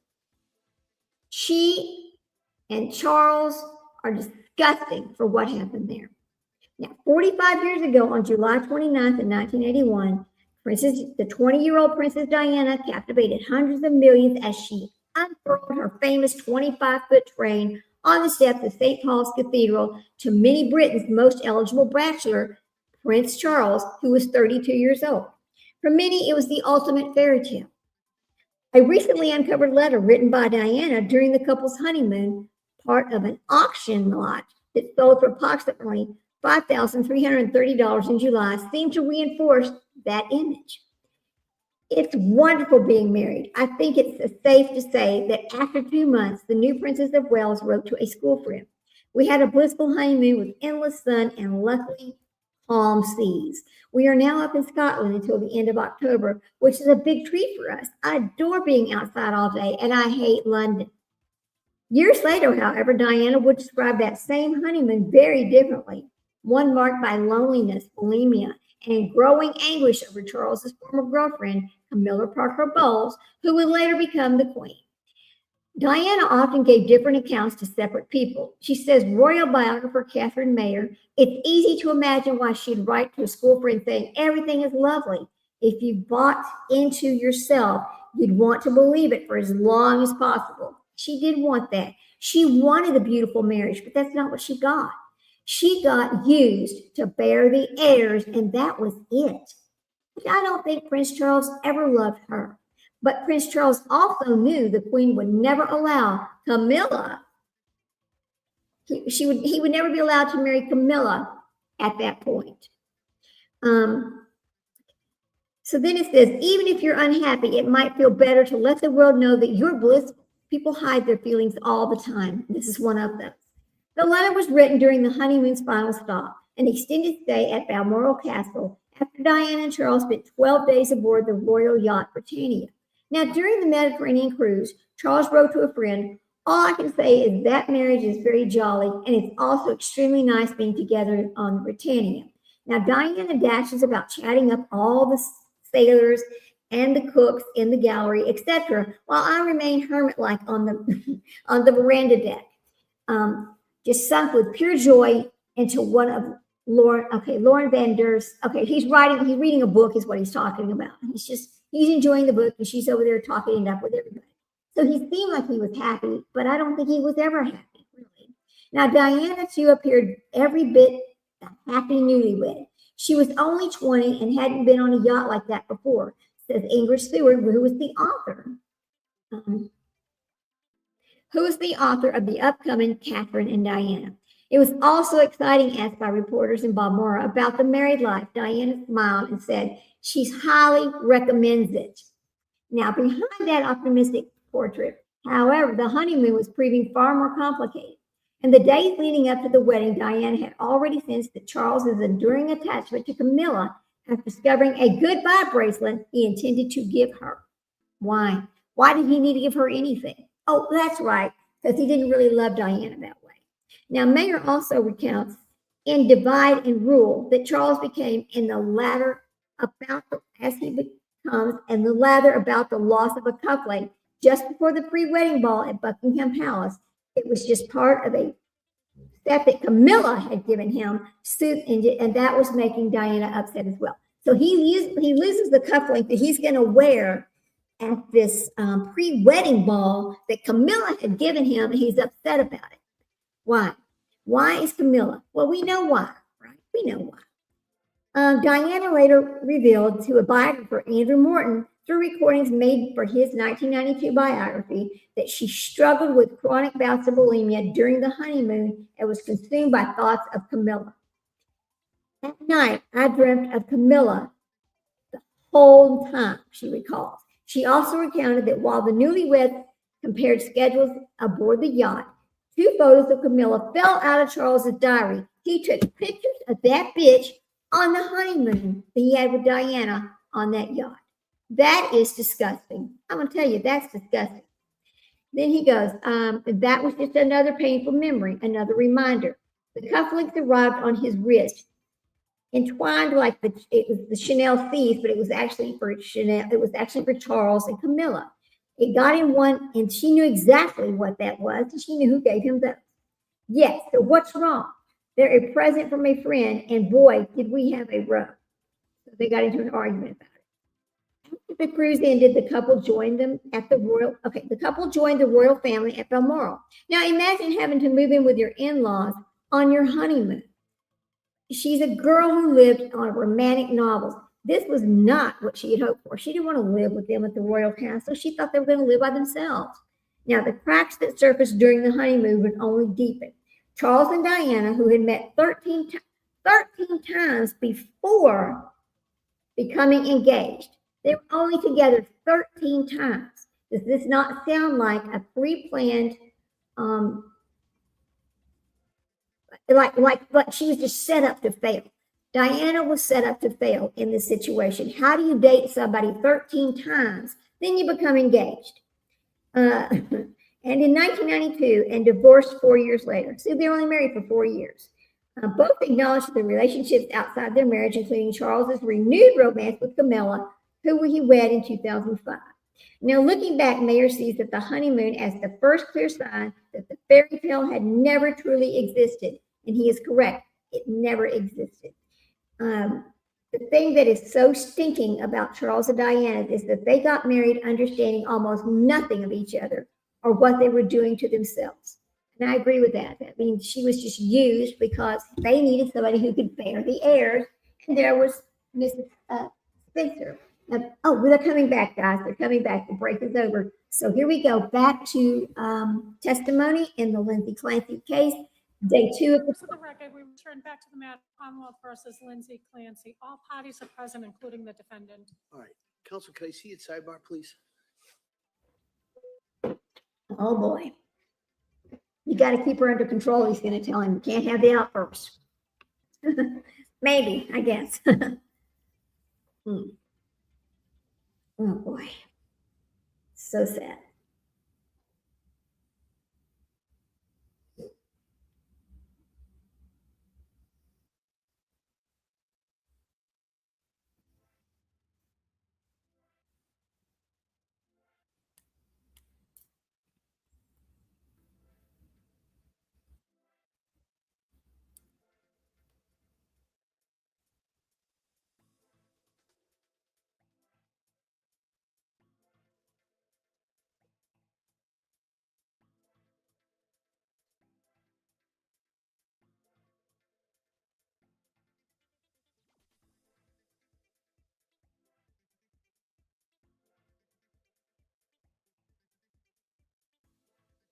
What?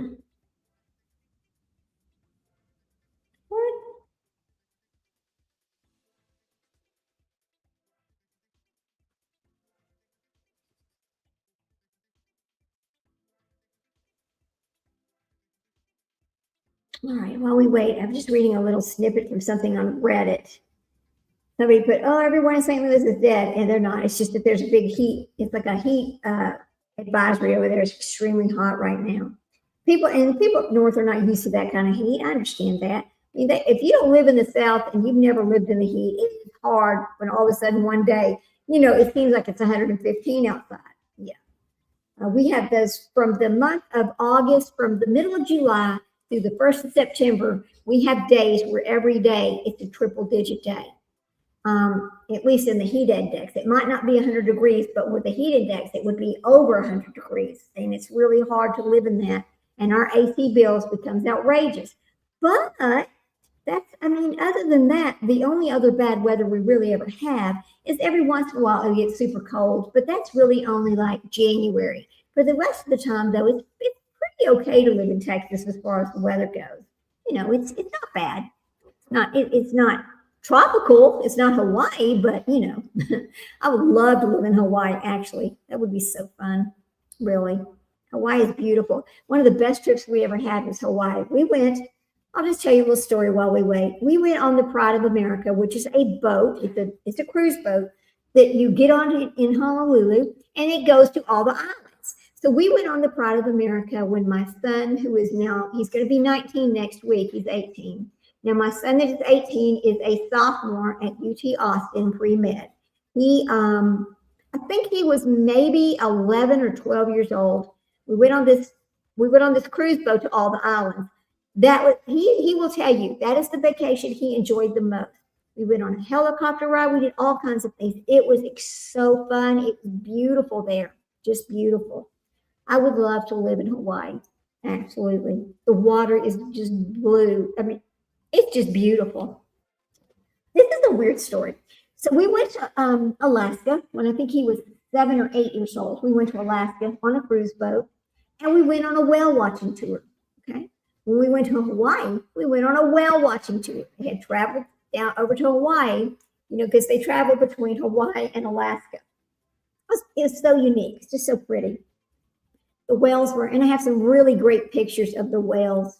They would come up right by the big boat that we were on. They would come up on the boat that we went on. It was a tour where you go out and you watch the whales. Well, they would come right beside that boat. Now they weren't fishing. All right, we're going to take about a 5-minute break, and we'll come back out. Again? I'll address the scheduling with council. All right, so about a 5-minute break. Uh-oh. Okay, something is going on. So apparently we're going to have an issue with Lindsay Clancy. I don't believe she's going to be able to sit through the whole trial. So anyway, yes, we went on to we were doing whale watching. It was beautiful, and I would suggest that to anyone. We have traveled a lot, extensively traveled. The one thing I can tell you that my child loves more than anything else is the cruise boat. Now, some people don't like cruises, and some people do like cruises. My children love the cruise boat. That is their favorite. You say, hey, you want to go on vacation? They say, what cruise do you want to take? Because they love doing it. So, but for kids, of course, it's fun. They're just getting to do all kinds of things on the boat. So, yeah, we're going to Alaska again. We're going to go in May of 2027. We're going in May of 2027, and we're going to take the whole family. But except this time, the children will be much older. We'll have our 19-year-old, and then I'll have my 42-year-old. And so my 19-year-old will finally be able to go into the little casino that they have on the boat and actually use a slot machine. He's wanted to gamble for a while, but he was never old enough. So now he's old enough. We had planned on doing a big trip when he turns 21 to Las Vegas, and staying in the new Hard Rock Hotel that's shaped like a guitar and all that. But the funny thing is he told us the other day, Mom, I don't know if I want to go to Vegas when I'm turning 21. When he turns 21, I said, why? He goes, because I really want to go back to Hawaii. That was the best vacation we've ever done. I thought, okay, he's going to choose Hawaii over Las Vegas. All right, while we wait on them to come back, let's go look and see what else is going on over here on the YouTube stories today. Let's look at the Siders case. The Siders case has got all kinds of twists and turns, and and you know what's happening over there is exactly what I thought was going to happen. We have everybody turning it on and blaming Gary Jr. Nobody's going to take responsibility. We're going to throw him under the bus. It's all Gary Jr.'s fault. Just ask them. And they're all going to be, we're not competent. Every one of them wants to get a competency trial, right? That's another thing that's happening over here. So I was like, okay, there we go. Let me see if I can find somebody let's look at the Siders and see if anybody's talked about the latest news on them. Let me go see. That was one day ago. Bombshell, one day ago. From Dad. Okay, this is from Law and Crime. We're going to watch this for just a second. Okay, guys? Hang on. Okay, hang on. Let's go back over here. while we wait on them to come back, we're going to switch gears for just a second because I don't even know if we're going to actually have any more trial today. Apparently, she's having a lot of problems. So let's share the screen over here, and we'll talk about the Siders for a minute. So we're going to go look at long crimes. This is with Anjanette Levy as she talks about the latest bombshells that's happening in the Siders case. So here we go. I might have to turn it down and have it And the turned up. prosecutor has said he is not a threat to the public. A competency exam has been ordered for Gary Sr. because it appeared he didn't really understand what was going on during his first court appearance. Gary Siders Jr., his son, is 36 years old, and he appears to be in much better shape physically than his father, who's 73 years old. You can see Gary Jr. here with his dad, as both were booked into the Southeast Ohio Regional Jail. Gary Jr. appears to move around just fine. And it didn't appear that he had trouble understanding directions from the corrections officers, although we don't have any audio to go with this video. And at Gary Jr.'s first court appearance, he answered the judge's questions. Do you understand those pleas? How do you plead?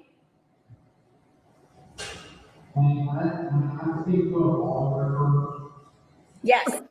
Did you hear his voice right there? Because I tell you, every time I've listened to this and I've listened closely with earbuds, without earbuds, etc., it seems to me like Gary Jr. has it's either a speech impediment, something is not exactly right about him. Now, I've heard that it's low IQ. I don't know. We'll find out as time ticks on, I guess. But with everything being sealed, it's making it even harder. We're just going to take a look at this while we wait on Lindsay Clancy's case to start back up. Here. I will enter a not guilty plea for you at this time then, and you can confer with counsel. So Gary Jr., at least during his initial appearance, asked to speak with a lawyer before entering a plea, and Judge Rogers entered a not guilty plea on his behalf. Gary Jr. at that time appeared to know enough to ask to speak to a lawyer. That is his right, of course.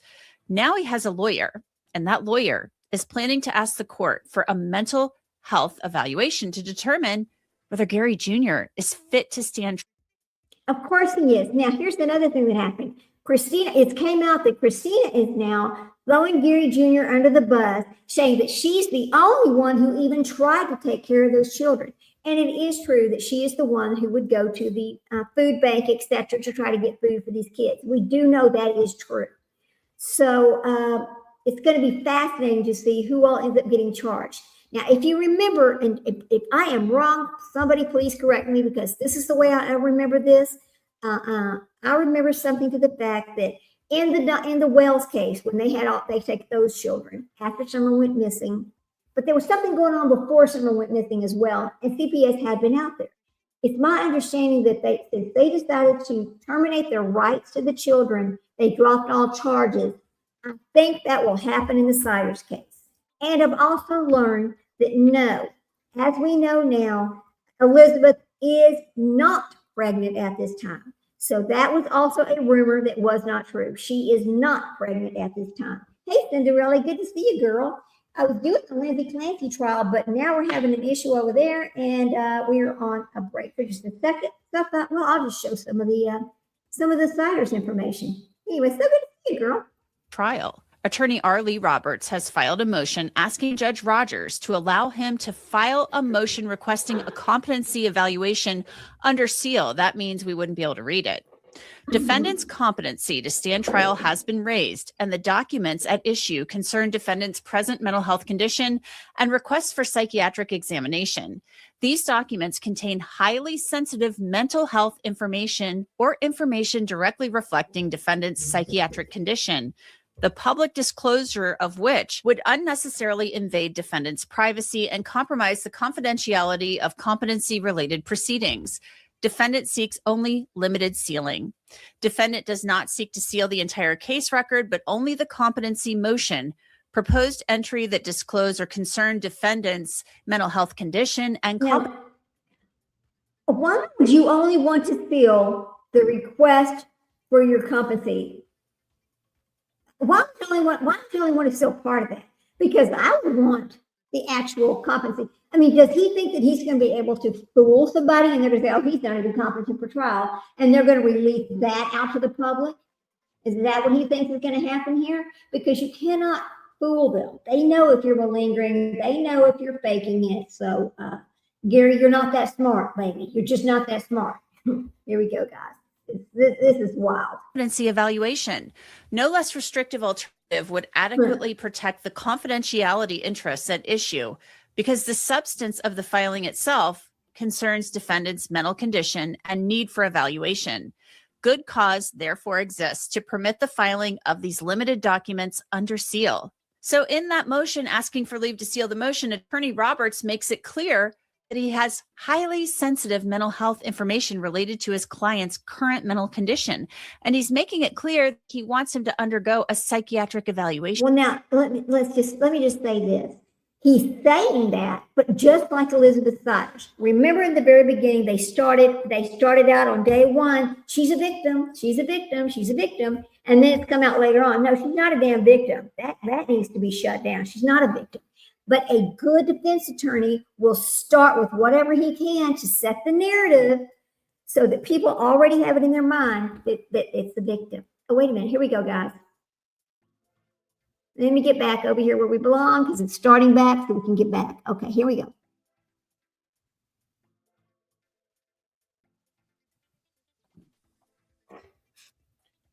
Before we do that, can I see the sidebar? Oh boy. Again? Damn. This is going to take forever. I'm curious about the ages of the senior and junior and grandma who are going to school at all. And can you have no education and not, right. Thank you, Cinderella. I understand exactly. Because here's the thing. We know Gary Jr. had a 9th grade education, and we know that Elizabeth had an 8th grade education. So neither one of them are very, smart. We knew they had kind of a low IQ. We know that. But having a low IQ does not make you not competent to stand trial, right? Why in the world would Christine allow Gary and Elizabeth to keep those children out of school? What was that about? All right. She knew they needed to be in Next school. witness, please. All right, here we go, guys. Next witness. Get rid of this right here. All right. We're on day 2. Witness number 2. After we bring the jury in, are you ready to call your next witness? Yes, Your All right.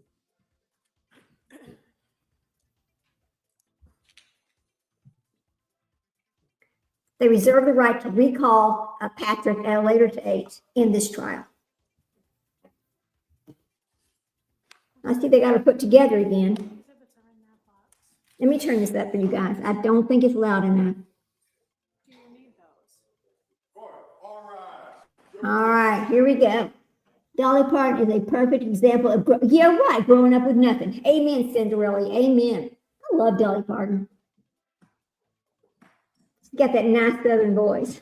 I don't have anybody in that courtroom can smile. Girl, it was tearing me up when I saw those babies, when those clothes were being brought out as evidence. I'm telling you that. I saw those baby clothes. I was just crying. It's horrible. This court is now in session. Please be seated. Your Honor, for the purpose of the record, we return back to the trial of Commonwealth versus Lindsay Clancy. All parties are present, including the defendant and the 18 jurors. Okay. Jurors, thank you for your patience with us. With that, Commonwealth, we would call your next witness, please. Thank you, Your Honor. Commonwealth calls Angela Kraus. Okay. Angela Kraus is witness number 2. I'm not sure who she is.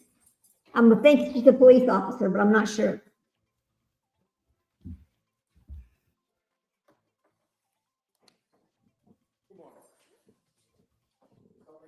Good morning. Do you solemnly swear that the testimony and the evidence you shall give to the court and the jury that have an outstanding between the Commonwealth and the should be the truth, the whole truth, and nothing but the truth? Thank you. I'll just step right here, please. Hey, good morning. Good morning, how are I'm you? going to ask you to keep your voice up and speak into that microphone, please. Okay, All right, thank you. Commonwealth. Thank you, Your Honor. Good morning. good morning. Could you please state and spell your name for the record? It's Angela Kraus. It's Angela Krause, And your date of birth, please. 5/1977, Where do you work? CVS Pharmacy, And Oh, at the which pharmacy. location? Kingston, And do you know the address of that Okay. location? 189 Summer Street. And how long have you worked there? 4 years at that location. And what is your role there? General manager How long have you been the general manager?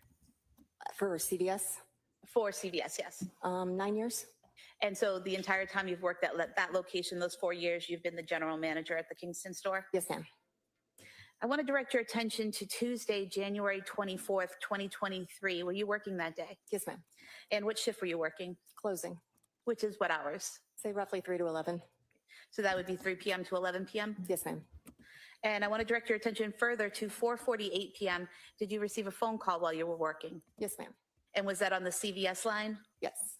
And do you know that number? No. And where were you when you received that call? I was in the office And what were you doing? preparing to do cash for the night. And what does that entail? I'm closing out the registers. And the call that you received, was that from a male or a female? Female.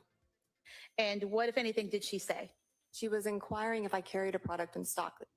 And what product was that? It was like a constipation medicine. Was it Miralax? Yes. And did she specifically ask for something to do with children's Miralax? Well, I asked for clarification because depending on if she wanted children's or adults, it would be in a different part of the store. And when you asked for clarification, was she able to provide clarification? Yes. She And what- said it was for children's. And what was your response? It's located in 2 different places in the store.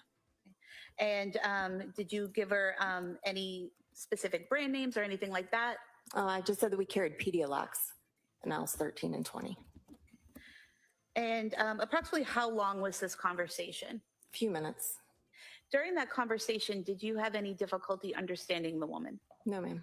Did she appear to have any difficulty understanding you or the questions that you were asking her? No. And her voice, did it seem slurred or impaired in any way? Not at all. It's a very normal interaction. I was just going to ask, was there anything out of the ordinary about the conversation? No. Later that evening, did the police come to the store? Yes. And did they request that you pull some surveillance footage for them? Yes. And did you do that? Yes. And if I could just have Exhibit 28, the footage. Make it make sense, people. Make it make sense.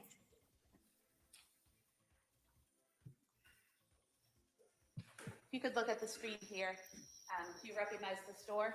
It doesn't make any sense. Part of the footage that you provided to police that night? Yes.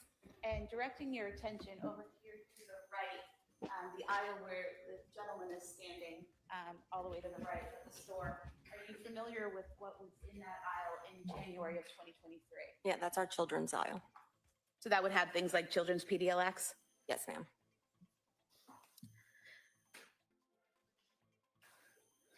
Did you have any interaction with that gentleman while he was in the store? No, ma'am.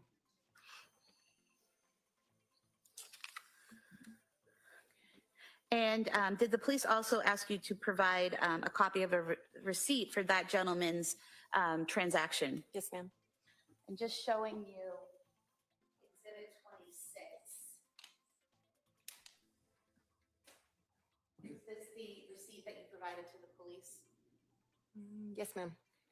And on here, it says Skittles Wildberry. Would that be Skittles? Yes. It also says FLT PDLX LQD GLY for the second item. What does that stand for in CVS? It's Fleet brand, but then it's going to be Pedialax and then a glycerin suppository. Okay, so the FLT is for Fleet Yes. and the PDLX is for Pedialax? Yes, ma'am.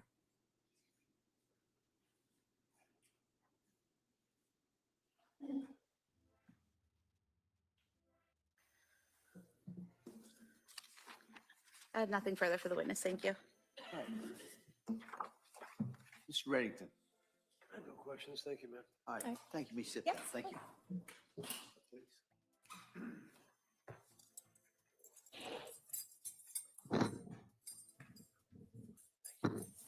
I'll come up with Paul Soraya Sweeney.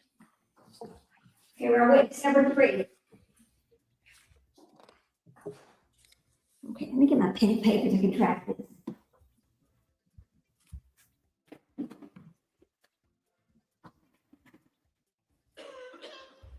This is the cashier. What do you think?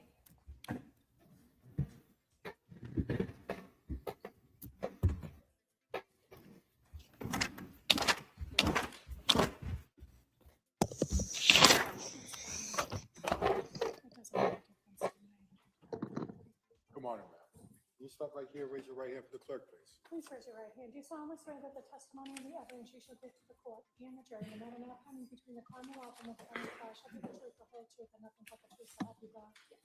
Thank Wait, you. please.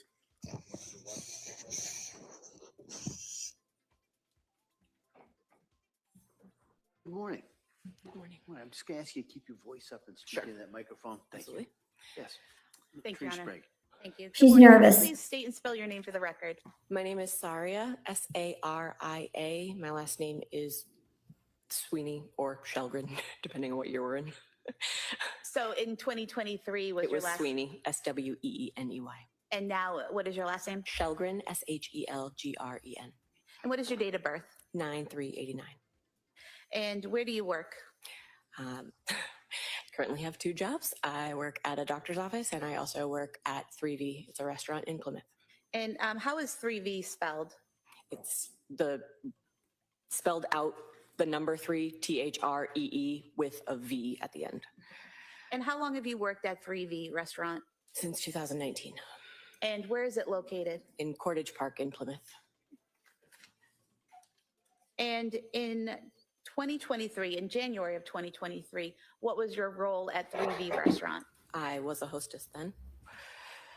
And directing your attention further to Tuesday, January 24th, 2023, were you working that night? Yes, I was. And what shift were you working? I work an evening shift. Usually I would arrive between 4:45 and 5 o'clock, And when would your shift end? typically between 8 and 9 o'clock. And what was your role as a hostess? Greet patrons, take takeout orders, give takeout orders, seat people, generally help with the running of the restaurant front end. And directing your attention to 5:10 p.m., did you receive a call for a takeout order? Yes, And was that a male or a female? as a female. And did that person place an order? Yes, And do you recall what she ordered? yes. What was that? It was a order of risotto and a Mediterranean power bowl. And the power bowl, is that considered two a type people, of salad? At one, Yes, Did you one ask any thing. follow-up questions about the order of the salad? yes. What did you ask? We ask if it doesn't automatically come with protein. It's something that we always ask, do you want to add a protein? Does the Mediterranean power bowl automatically come with protein? No, it does not. So did you ask the woman if she wanted protein? Yes. And what was her response? No, thank you. And did she also give you the name and phone number of the person who would be picking up the order? Yes. And is that something that you enter into the system as you're entering the order? Yes. Do you have any trouble understanding the woman? No. Did she appear to have any trouble understanding you or the questions you were asking her? No. Did her voice sound slurred or impaired in any way? No. Was there anything out of the ordinary about this interaction? No. Directing your attention to 5:54 p.m., was the order picked up? Yes. And was it picked up by a male or a female? A male. If we could pull up Exhibit 30 footage.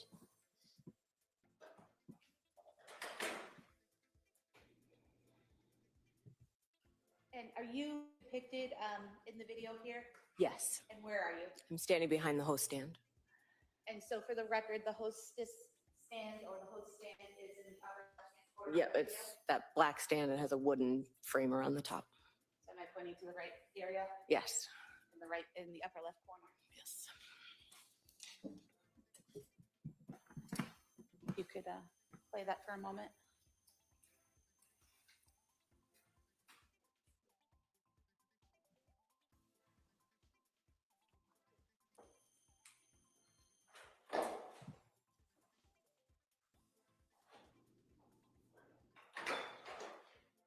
And if you could pause it, please. So we're at 5:54:19 p.m. You see the individual who picked up the order. Yes. And which individual is that? The man in the dark jacket that entered last. And is he the person behind the couple at the host stand? Yes.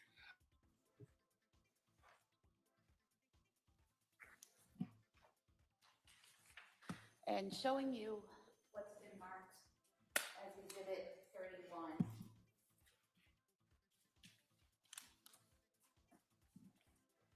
Do you recognize this? Yes. And what do you recognize it to be? That is one of our printouts that comes with orders, we attach those to the bags for takeout and have a copy for ourselves as well. And displaying it.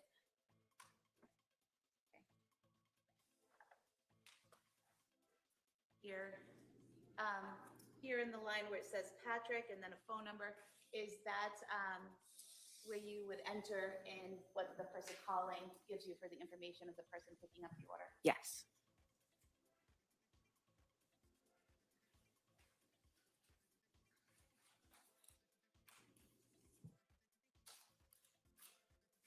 Was there anything out of the ordinary about your interaction with that gentleman? No. I have no further questions. Attorney Reddington. No questions, thank you, ma'am. All right, thank you, ma'am. Let me step down. Thank you.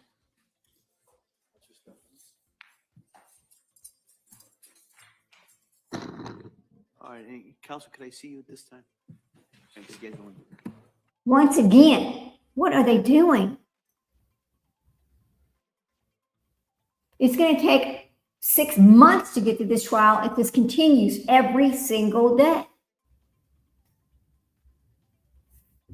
It's 10:54. We've been live for 2 hours and 30 minutes. And so far, we've had the end of Patrick and 2 other witnesses.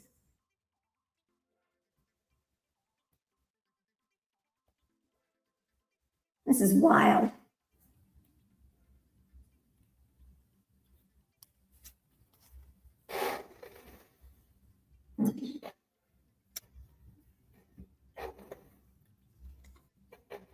What are you going to do now? Break for lunch and then don't come back? What's going to happen today?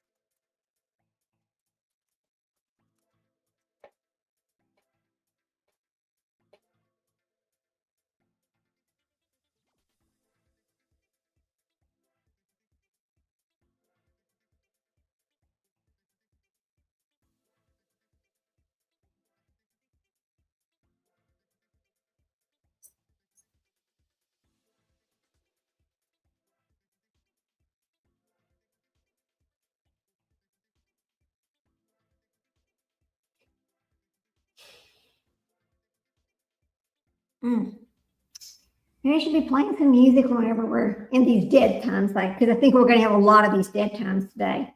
Unfortunately, the way this is going. Hang on a second, but the music just gets so loud. Let's see. Let's see if we can play a little bit of music. Until they come back.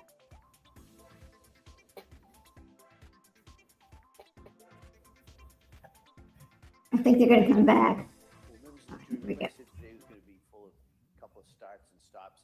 This is going to be one of those stops, all right? So we're Again? going to excuse you till 2 o'clock. Okay. Then we're going to come back. We're going to resume, I believe. That's at 3 hours. Commonwealth's case. Well, 3 hours from my time. So we're going to be in recess on this matter till 2 o'clock, all right? Okay. All right. Good. Close the door, close the chairs, please.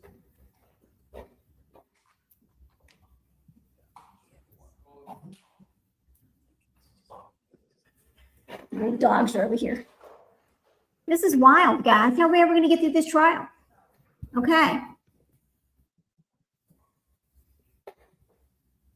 So I guess we will come back at 1 o'clock. I want to come back an hour early to make sure we don't miss the start, and we will just cover the Siders case or somebody's case while we wait on them to get back into the courtroom. We'll just have to have a part 2 of today's live stream.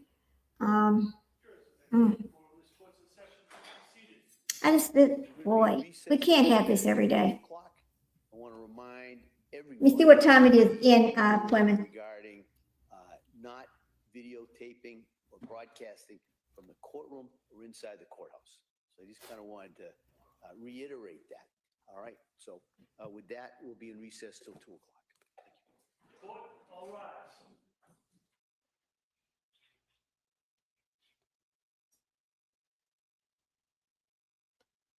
No, let me see something.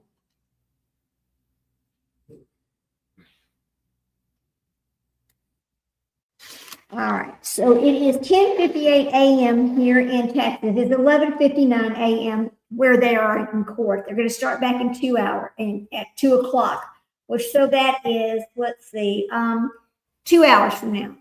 So I'm going to come back at, I guess, 1:45 Texas time, and we'll start over to watch part 2 of the trial today.